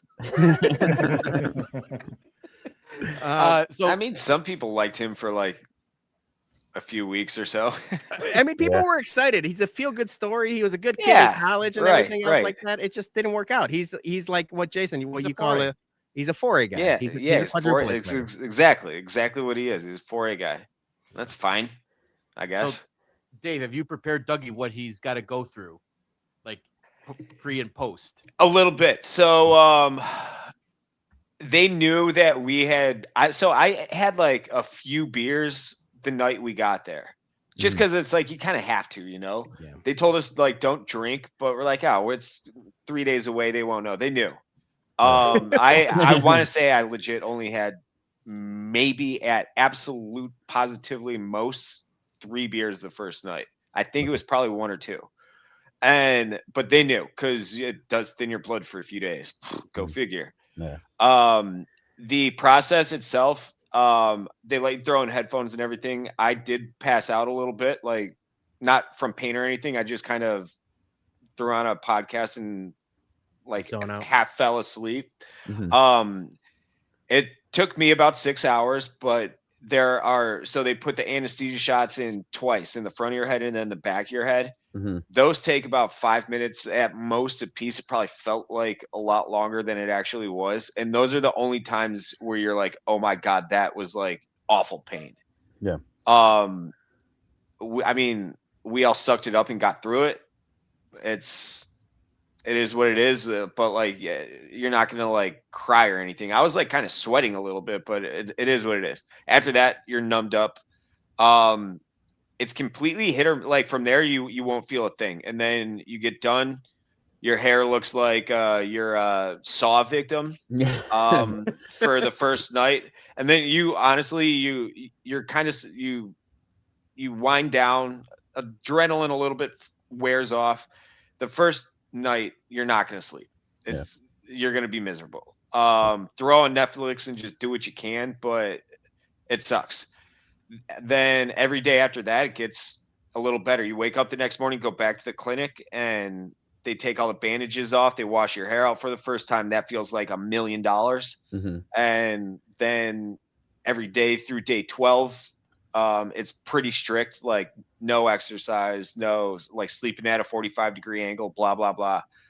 Then on day 12, you can wash all the scabs out. And from that point forward, you're like pretty good. So like it is a shitty 12 days. I walked a lot. Outside, it was nice having the cooling, like Chicago air on my head. I thought. You'll think the same thing. I'd bet. Yeah, like first 10 days, pain in the ass, but you got through it, and you're out there in Istanbul for a few of them, so it's really not all that bad. You just like, if I wasn't making content out of it, I would have taken a week off afterwards and just been a hermit. Yeah. But obviously that wasn't the point of us last year. But no, it's easy. It's fine. Like we all got through it fine, and in like 6 months, you're like, holy shit, I have hair. That's what I'm excited about. Is Dougie with hair. So they'll explain it all. So from the 30-day, at day 30, you actually look pretty good. Okay. And it's weird because like it started to fill out a little bit. It's grown a little bit because they're gonna buzz your head and everything. Mm-hmm. And you're like, whoa, it's going already. And then from month 1 through month 3, it's called the shock loss phase. That's where you look your absolute fucking worst. So you can start wearing a hat again and everything. That's what I did. I just threw a hat on, but I had like bald patches all over my head. It's where the hair just like randomly falls out and then starts to regrow again. Okay. And then I remember when we were out in spring training, that was the first time I looked in the mirror. I'm like, oh my God, it's working. Yeah. And that was like the 3.5 month mark. Yeah. So it's a fun process. It like you'll be doing it with everybody, so that makes it a million times easier, I'm sure. And it is funny because you'll also meet a bunch of guys who like snuck them in over whenever they did. They'll be like, yeah, I got one a couple of years ago. Yeah. You know. Hell yeah. And you're like, oh, that's how you have such good hair. So. Yeah. So I'm not really worried about the shot or anything like that. When I had my shoulder surgery, I ended up needing a cortisone shot, which I can't imagine it being worse than that, because when they did the cortisone, it was like a thing and then they swing it around. So it's pretty fucking painful. I got one of those on my knee. Ugh. Yeah. I'm like wincing just thinking about it. Yeah. So I think I'm going to be good with that. Who knows? Maybe I won't. But yeah, I was telling the guys before you came on, like I'm like a shave my head bald, like every like 2 weeks or so. This is probably the longest that I've gone without shaving my head. And I'm probably about 5, almost 6 weeks now. Let's see it. So, yeah. So that's, I think so Beef put the question up. I think Dougie's starting point's worse than Dave's was. Yeah, Dave, you had like it was like the comb over kind of. I could fake it, yeah. I can fake it a little bit. There's no faking here. No, there's no faking this. I mean, it's just. I don't know if this was brought up, but Dougie, it's winter. Yeah. And pipes keep bursting. Is wearing a hard hat going to be an issue? That's a great question. So. With my new position, I don't have to wear a hard helmet anymore. He's the boss now. See, there we go. So that's kind of one of the good things or whatever. So I can actually avoid it for the time being, anything like that. So, but you don't have to worry about getting up on the rig and digging some holes and everything like that. Yeah, I mean, if I have to do that, I'll be in a cabin, so I won't have to wear a hard helmet there. So I'll be good. Good question though. So Dave, I got while we have you here, and this I don't mean it to be like a gotcha moment because that's not what we do here. But I've talked about it. I love gotcha moments. I've talked about it. Doing gotcha moments. I'm an old school stoolie for a long time. I watched a dozen. Me and Julie watched a dozen. We watched a lot of the stuff, and you guys talked about it today on the stretch. But me being like a part-time podcaster. I clipped this video like last week, and I was excited to ask you about it. But you addressed it today on the stretch. But we hold people accountable, right? We've talked about like Ben Johnson is way more accountable than Matt Eberflus ever was, and Will Venable same way. Will Venable is a hand-up guy, not like Pedro Grifol throwing everybody under the bus and having a million excuses. So I've got this clip here, and I know you talked about it, but maybe for our audience, address the situational awareness, if you will. It should be. Don't tackle. Big Cat says, gotta go. We just try to go for 3. Katie, just turn around. Set, hut. Get out of bounds! Get out of bounds! Get out of bounds! Dave! Out of bounds, Dave! Out of bounds! Get out of bounds! What are you doing? How did he misinterpret that? How did he misinterpret that? They said it blatant. Now everybody's mad. Kate is with Big Cat. They're trying to score last. What is he doing? What just happened there? Gotta go for 3. Dave tried to. We were trying to go all the way to the end, score a touchdown, walk off with a 3. We can't stop anyone on defense. I don't know why he scored that touchdown. White Sox Classic Dave. White Sox Dave.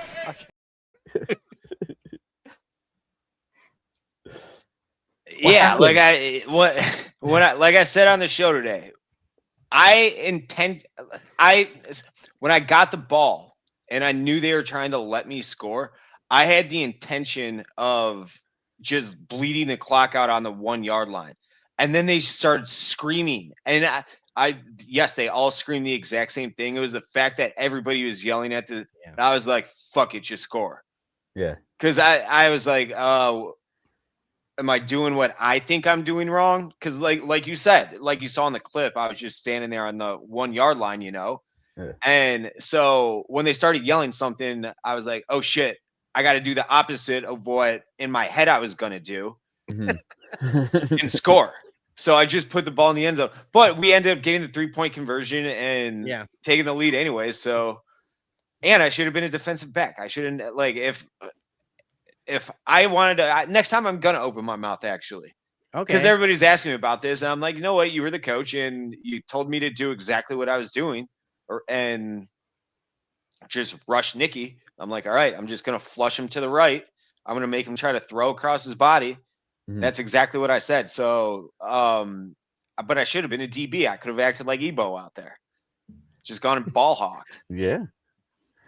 Yeah, but that was one of those moments where it's like, oh man, it was still bad. It was still bad. We're watching it live, and I was like, holy shit, what happened? Well, I appreciate it because I bet the over. So right. There you go. Joey P made some money off of that. You bet the over. I bet the over. I honestly, when I saw the teams, I'm like, we are going to absolutely steamroll everybody. I thought we were going to kill everybody. Yeah, no, that was a fun, like you never know how the flag football events are going to go or anything like that. But that was actually really entertaining. Gruden, Gruden was on another level. I love that guy. And all those like interactions you see him on the street, like those are exactly how he would be acting if the cameras were nowhere to be seen. Like obviously he turns around for them now, but like he does it to me, and I'm nobody compared to like he doesn't like he knows I work for Barstool. That's it, and I'm not one of his former players or nothing like that, and he's just that awesome of a dude. He's that vibrant, and when he's on the call, man, he's got to get back in the NFL somehow. Yeah, NFL would be better with him in some form. In some form, he just feeds off of it. He's just like it's one of those guys where it's like it's just infectious personality. It's all football. That's all he is 100% of the time. Like, and I've seen it. Just have him replace Collinsworth. Oh my God. I think people would love that. I'd be in on that. Hell yeah. I think people would be all over that. God, honestly, I don't hate him as much as I used to. So that's an improvement. Collinsworth. Yeah. I used to detest him. Now I kind of don't hate him as much. He hasn't annoyed me in a while, I guess. Yeah. It's more annoying when it's the Bears, but that's every announcer, right? Like whenever it's the Bears game, I just get annoyed by whatever they're saying. Yes, but I feel like that every fan base feels like that. So I don't know if it's we all because I feel the same way. It's an us thing. But I also see like, I see Packers fans every week. Not that they don't cry about everything right now, but Alton's awesome. Alton's the guy. Yeah. Dougie, any last questions before? I'll give you the stage. You're the one, flying out there. Yeah, I mean, I can't really think of any other questions. I think the one thing that, like, I don't want to say I'm nervous about or anything like that, but it's like I am flying alone. Like I'm going. Oh, solo. you're going solo on the way there and back, or both? I'm not sure on the way back. Okay. Might be on the way back too, but at least on the way there, I'm gonna be solo. Have you checked in with the rest of the group on that? Because there is at least a couple other Chicago guys coming, like one dude from Brookfield. Yeah, I believe that they're either coming in the day after or the day before. Okay. So, because I'm going out Thursday at 8:00 at night as well. So I think that's just kind of like their standard, like 8:00 at night is daily their flight. Yeah, exactly. It's not that bad. You'll be all right. It's no, I mean, I usually just have Mary to tell me, all right, you've had enough drinks on the plane. You got no one there to regulate you. I got no, and it's free drinks on the plane. So you just tell the flight attendant, be like, hey, listen, here's $10. Tell me when out $10. Yeah. Here's $10. Babysit me, please. Yeah. Just lie to me and say we're out of wild turkey and buffalo trail. Right. Dougie, how are you gonna go to a Michelin star restaurant though and not be able to drink though? Oh no, I can, because so my procedure isn't until the 17th. Okay. Yeah, so I'm gonna be. So you got a couple of days of you can go ham, if you will. No, yeah, not necessarily responsibly. But yeah, I mean, not to spoil anything or anything like that, but obviously we do our rate my cock segment, cocktails. So I plan on doing a couple Turkish cocks. Oh, here we go. Yeah. Maybe they're in a Turkish prison, Turkish bath, little tours. I know exactly what you're gonna say. They're very underwhelming. Me? Maybe. Yes, yeah. I didn't go to one last year. That's absolutely something I want to do this year. You can't do it after the procedure. That's like a huge no-no. There's no like steam rooms or nothing like that. So yeah. I think Eddie did go to one though, and he said it was okay. Okay. I do not that you'll be doing this. Two things, and this is both very contradictory. I do like getting haircuts abroad now. I just got one, so I don't really need one. But I think I'll probably be going bald again with you guys out of solidarity. Oh shit. Oh shit. Donnie did that last year. Yep. Yeah, Donnie's got some nice hair too. Oh yeah, he's got thick hair. Yeah. Are you worried though if you shave it might not grow back? That's why that was a maybe right there. Get like the fake actor's cap. The bald cap. We can't have him do that. It'd be fine, but that's why I never did it before. So like that PTSD still exists. Yeah. So, I don't know if you guys remember when Dave Coulier, Uncle Joey from Full House, had his cancer scare or his cancer, like John Stamos put the ball cap on in solidarity, and everyone found out it was a ball cap. I'm like, what an asshole move. I was like, I know Stamos has got a nice head of hair, but you got to shave that thing. You can't be doing ball cap solidarity. You know what though? I like Dave said though, he maybe PTSD or something. Like I don't know, it's risky. You shave it. That hair's a moneymaker for him. Yeah, you're gonna be like hair is next level. The episode of The Simpsons where Homer grows hair, he gets promoted, it all falls out, and he gets fired. That's a good point. You don't want that to happen. But I have a question for you guys. Maybe you can find this out from the clinic. I always keep my hair short. I've always been shave my head kind of guy, and I am thinning a little bit on the top here to the point where it's like, it's when I shave it, it's fine, but when it grows, it's a little noticeable. But as my hair is like thinning here, it started growing on my back. That's just old age, brother. And I'm just like, what the fuck, man? Like, can it just stay on top here and not? I never had this issue until about like a year ago. Now it's fucking, getting in little patches. And I'm like, can we just transplant that shit back up top, man? Like, unfortunately, you cannot. It's different. Like, it's like a different dog breed of hair. Oh, fucking Yeah, A, man. I hate back hair. I hate it. I will tell you this 100%, just because not that I don't think that this place is legit or truthful. I shave my pubes, dude, because like just in case they knock me out in maybe, you know, I'm just saying. I just had to throw it out there. Like You go completely bald? You go porn star? like yep. Because I'm not waking up with like nut hair on my fucking head. I love that Dougie is just hairless, head to toe, except for the fucking gigantic beard. Yeah. Yeah. Eat the beef. Oh man, Dave, we're gonna have to have you back a progress report once Dougie is, you know, fully healed or something.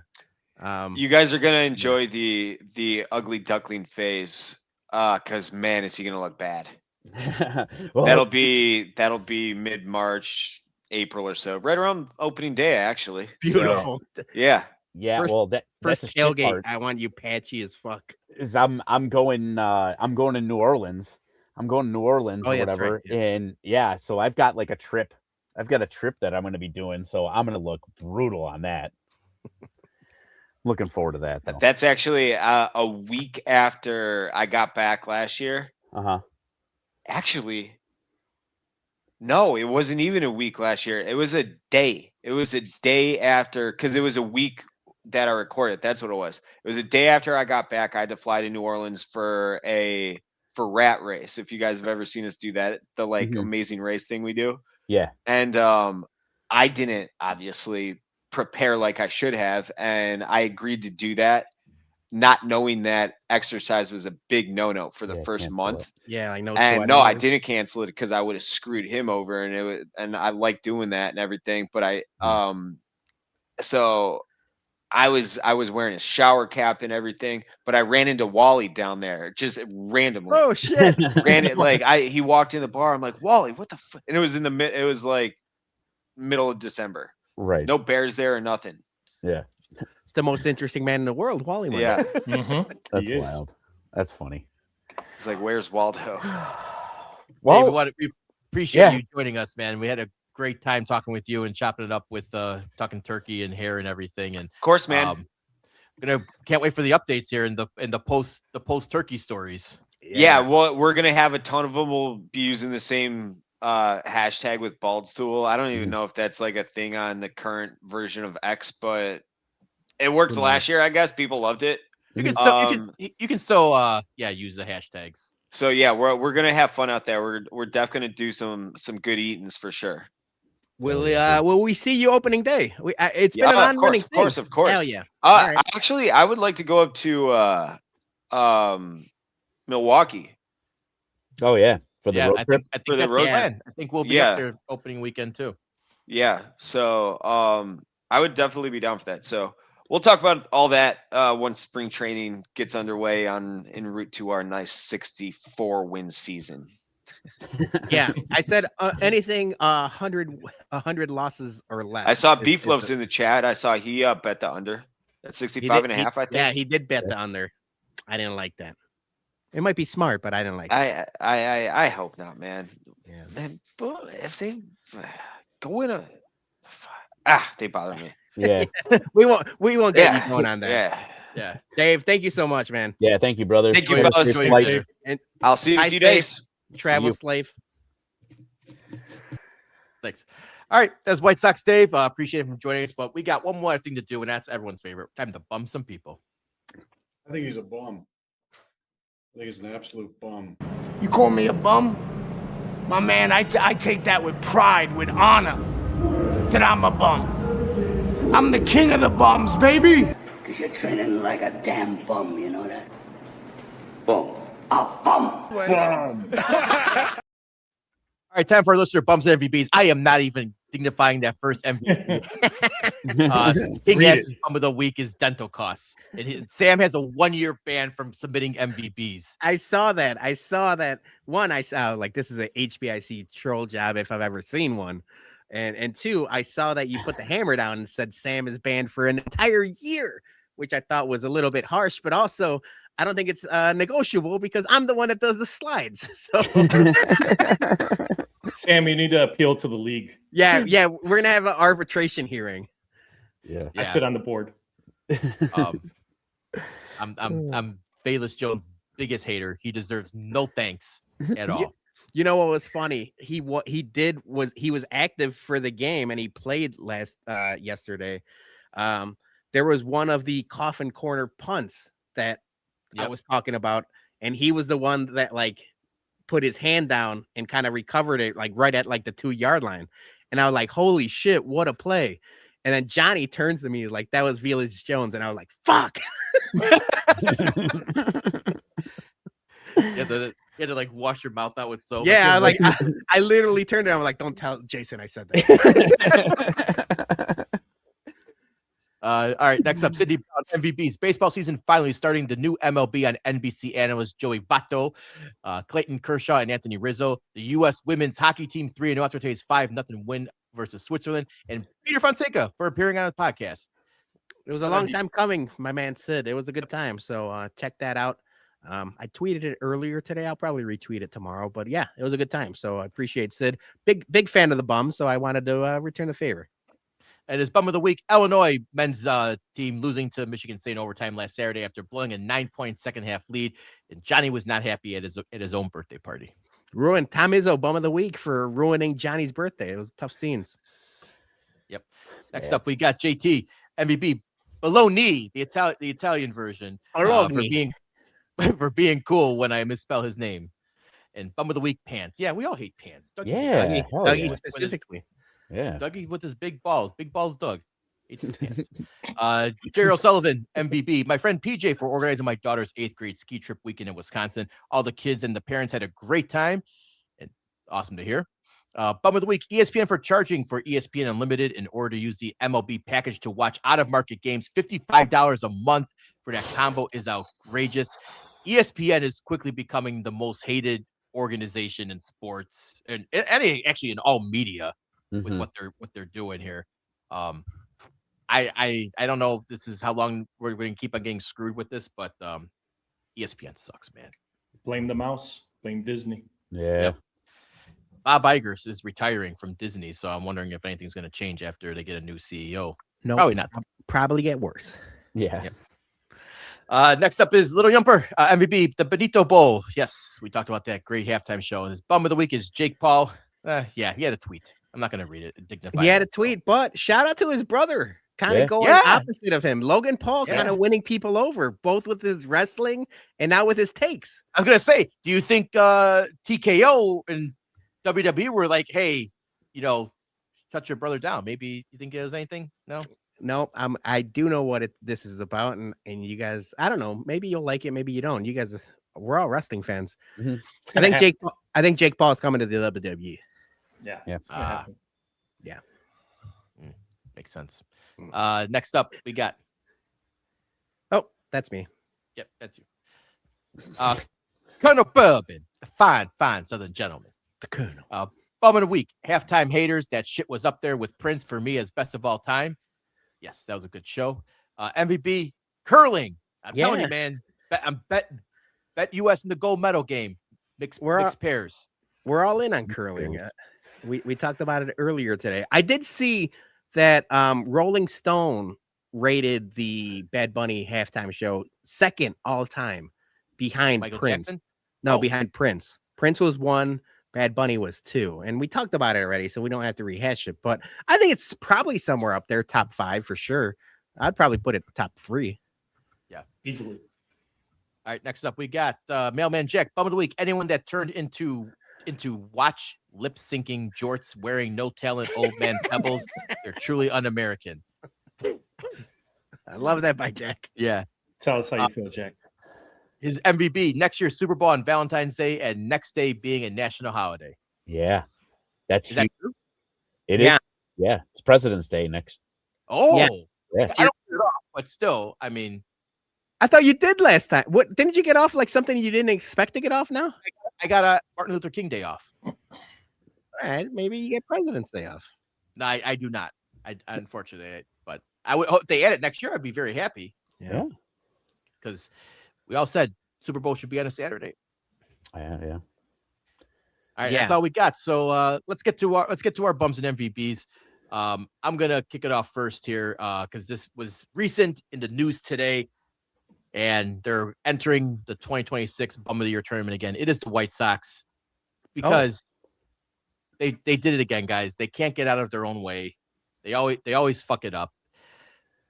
Oh yeah. Murakami's locker was first day shows up. It's spelled wrong. They spelled it Munataki with an I. And he gave the little Somebody in the White Sox needs, who's ever in charge of this, spell check, man. Google it. You're triple check, double check. I mean, this is the simplest thing to do is not spell your superstar signing's name wrong. And they did it. That's so White Sox. We might need to make that's so White Sox. It's that's so Raven. I don't know if people even remember that, but maybe that's so White Sox. But yeah, that might be a segment. I saw people, and like I mentioned before, people on Twitter and Reddit have a tendency to overreact. This is bad. Don't get me wrong. This is bad. But I saw people saying he's not going to resign now because Japan is no. There was I know serious people saying Japan is a culture of respect and honor and all these things. And I was and this is such disrespectful for his first day. While all of that is I agree with all of that. Japan is honorable and respect and all of that. He's got the emojis. He's taking it lightly. It's all right. Yeah. It's okay to, fuck up every once in a while. Now the White Sox do fuck up more than anybody, but it's not that serious. And to be honest, if Munataki Murakami is as expected, he's probably not going to resign with us in 2 years anyway. Let's just enjoy these 2 years before people go crazy over a spring training sign. Yeah. So I was just going to say he adds the first emoji without the second emoji. If it's just the first emoji, sure, he's pissed. You know, but the second one, whatever. He's fine with it. So emojis. The White Sox did correct it. But if you look closely, they just took an A and taped it on top of it, on top of the I. They couldn't even reprint the sign. They just cut out an A and taped it on there and made it look just like a half-ass fix, man. You know what this reminds me of, boys? When they sent us the wrong pin for the season ticket holders, and then they made it up by trying to send the correct pin the second time, but still got it wrong. Yeah, some of us. White Sox. Dougie, I mean, sometimes you need a temporary patch the pothole before the real fix happens, right? This is all that is, right? This is just a quick change before the real fix happens. Yeah. My question is who's missing an A now? That's a great point. Because you know that they just stole it from somebody else, so somebody's missing an A. Right. It could be Chase. Yeah. Right. He's CHSE now. Yeah. Just Chase. They took it from Michael A. Taylor. He ain't on the team anymore. They took the A from him. Yeah. Yeah. JT says Brooks Bolden. My other bum of the week is if you're watching the Olympics, it's the drones that they're using to follow the cameras or to follow the athletes. Those things are just shooting down the tracks, but they're noisy as hell, and all you hear is screeching drone noise throughout the entire run, multiple times. It's like, I'm a Star Wars fan. That sounds like a Star Wars thing. They need, it's more annoying. They need silent drones. That's silent. Is that a thing? I don't know. I don't think so. Probably not. Probably not. Yeah, someone needs to invent one. The government's probably got them. They're just not giving them to you guys. Not for public use. Yeah. I had an MVP, but I forgot it. Maybe it'll come back to me. So until then, Until then, Joey, what do you got? I'll start with my bum of the week. My bum of the week is the Chicago Bulls front office during NBA trade deadline season. I'm going to go directly at our GM, Mark Eversley, and AK, our tourist, Karnazovas, or however, Jason, help me pronounce his name. Close enough. I just say AK. AK, Arturas Karnazovas, somewhere along those lines. Bless you. Thank you. Okay, so the contradiction from last season to this season. Last season, he traded away all of our second-round picks, and he said it publicly in all his media interviews. He doesn't see them as trade capital or any kind of capital whatsoever for talent. Mm-hmm. This season, he does the complete opposite, and he tries to acquire as many Infinity Stone second-round NBA picks as he can and doubles down that this year. And I love that he got called out on it on his media call by one of the reporters. Credit them, shout out them for calling it out. And this year, they are considered actual draft capital. And these are gemstones that he's trying to rebuild our roster with. I cannot think of another franchise, well, I can, Chicago White Sox, that will stay with some players too long and just let all of their value run rampant and stay way past the time that all their trade values already ran up, and then you can't get nothing back for them. So Chicago Bulls, you definitely have ruined this rebuild. This front office doesn't deserve to be there. Sorry. But I mean, this is another Reinsdorf special here. If you're loyal to Michael and to Jerry, then you could potentially have a job for life. So these boys are my bums of the week. Bulls are going to be in purgatory hell forever at this rate. My MVP for this week, though, Bad Bunny. I know a lot of people are going to say that. Thank you for bringing love to this world, bringing many, many, many people together, and for being able to introduce the culture to some that didn't know about it, and hopefully will partake in our culture and make it some of their own too. Let's all have a good time and love and peace. I'm out. All right, I did remember my MVP. I had to look it up. It's Chris Getz. Oh, okay. Yes. Okay. Because So he from didn't the resign Mike organization. Clevenger. Oh, yeah. Yeah, that's big news. Yeah. It's the Pirates We problem now. finally did it, fam. We didn't resign Mike Clevenger. SP5 is no more. So MVP to Chris Getz for not falling for it again. He did bring back old friend Eric alert, Eric Fetty. So let's hope we get 2024 Eric Fetty and done officially with Mike Clevenger forever and ever. Yeah. Go to hell with that. So MVP Chris Getz for not doing that. Run it back with Fetty Wap and then trade him again in July. Yeah, we won. As Beef Loaf tweeted out earlier, we won the Miguel Vargas trade. print the fun Fetty shirts. All right, Dougie, what do you got? So I do not have an MVP this week, but I do have a bum, and he was on my tournament of bums last year. Made a pretty decent run, and he's back, baby. Jack Doherty, this fucking loser.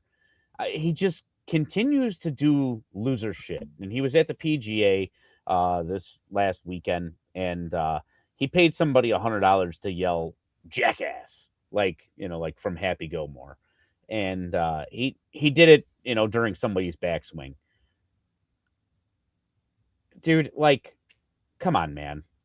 That's not fucking content. I don't know. I'm not a big golf fan, so I don't know who he did it to or whatever, or where his position was in the that round or anything like that.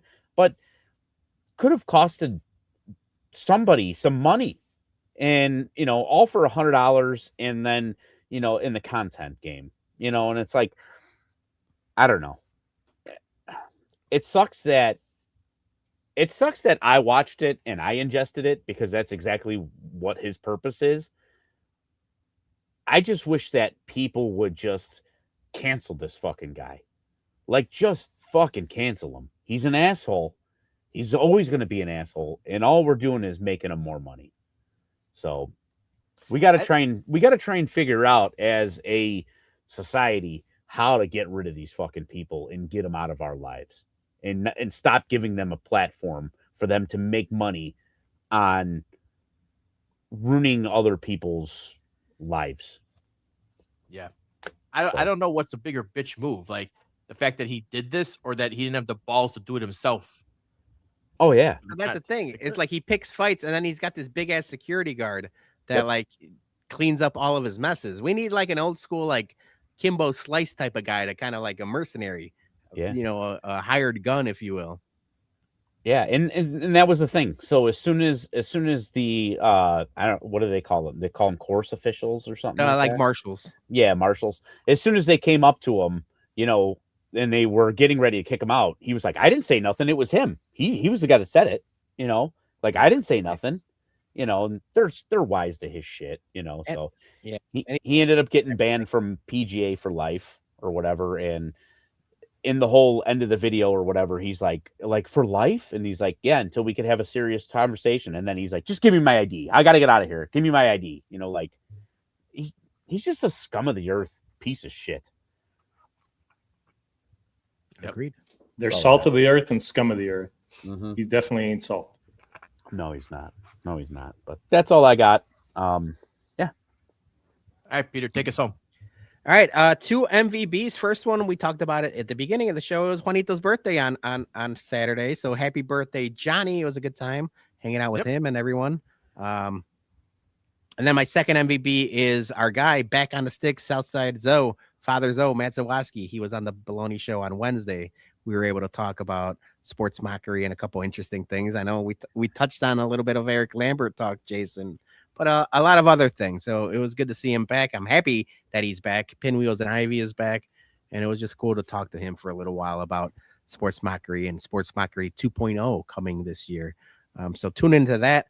My first bum of the week is now who I'm calling Jamal Chase. It's Jamar Chase, Bengals star wide receiver.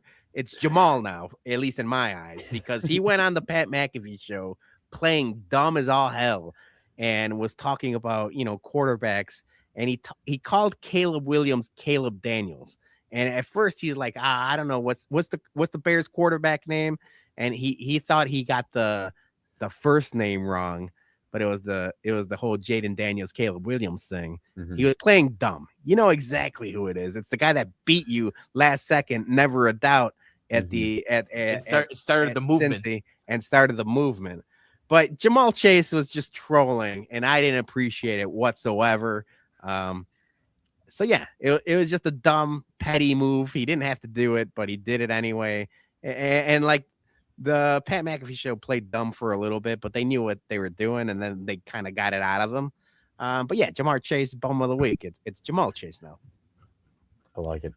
And then the real bum of the week, and it's something we've talked about ad nauseum since we started this podcast. It's holding people accountable, whether it's Matt Eberflus, like we talked about, and now Ben Johnson doing that, Pedro Grafol and Will Venable. We had White Sox Dave. I want to thank him for coming on, but you know, when I played that video and kind of be like, hey, what happened here? So now, hand up, I fucked up. It's been 2 weeks in a row that that Baloney, your guy Baloney, has messed up. I had this on stage. I talked about it on 2 different podcasts. The top 20 sports personalities from Jeff Agrest. The entire left side of this list is wrong. It's the wrong list. I got by AI. You got. I got. And this goes back from like I messed up the list, and then I messed up the beer rankings.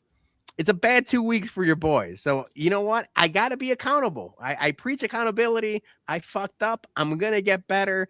I don't know if it's like I have too much time on my hands now that like it hasn't snowed and I haven't been at work. I feel like I'm better when I'm actually at work and kind of like my mind's flowing a million miles an hour, but I don't want to make excuses. I got to be better. So hand up. I fucked up. It's not going to be the first time and it's not going to be the last time, but we're going to get better. I appreciate your accountability on that. So we all do. And it's still not, And it's still not as bad as live tweeting a college football game from a week past that happened once or twice from someone that won't be mentioned on this podcast. Jason. I didn't mean to throw you under the bus like that. I did not mean to throw you under the bus. Damn. All right, what do you got on the Baloney Show this week? Happy birthday, Johnny. Johnny's back on the sticks. We're going to talk not 80s and 90s toys specifically. I talked about it when Chirizi was on our show. Johnny had every toy under the sun. He was the spoiled kid that everybody knew. But we're going to talk nostalgia. Transformers, He-Man, wrestling figures, Nerf. Like, we have a list that we're curating. I'm going to have like 20 different 80s and 90s toys that we're going to go through. It's going to be a fun time. I'm a sucker for nostalgia, and that's exactly what I want to, like every so often, maybe not every month, but like every 2-3 months, I want to do like a really heavy nostalgia-based episode of the Baloney Show. This is going to be the first one. We're going to talk toys. I want to do like a video game one from like 80s and 90s video games. And we'll kind of just going to turn the wheel of nostalgia that way. But Johnny will be on Wednesday. It'll be a fun time. Awesome. All right. Well, that's our show. We want to thank our very special guest, White Sox Dave, for joining us and talking turkey. We want to say thank you to everyone who liked, who commented, who super chatted us. We appreciate you all. Want to say, Dougie, have a great trip. Can't wait to see all the great content you're going to make for us. Stay safe and everything. And thank you to our sponsor, Green Valley Wine and Spirits, 344 Commons Drive, Bolingbrook, Illinois. Stop in, tell them the bump sent you. And guys, we'll be back on our regular slot next Monday, and we might have a little guest from Dougie, live from Turkey. So tune in for that. Ooh, guys, a little remote episode. Yeah. Have a great week. See ya.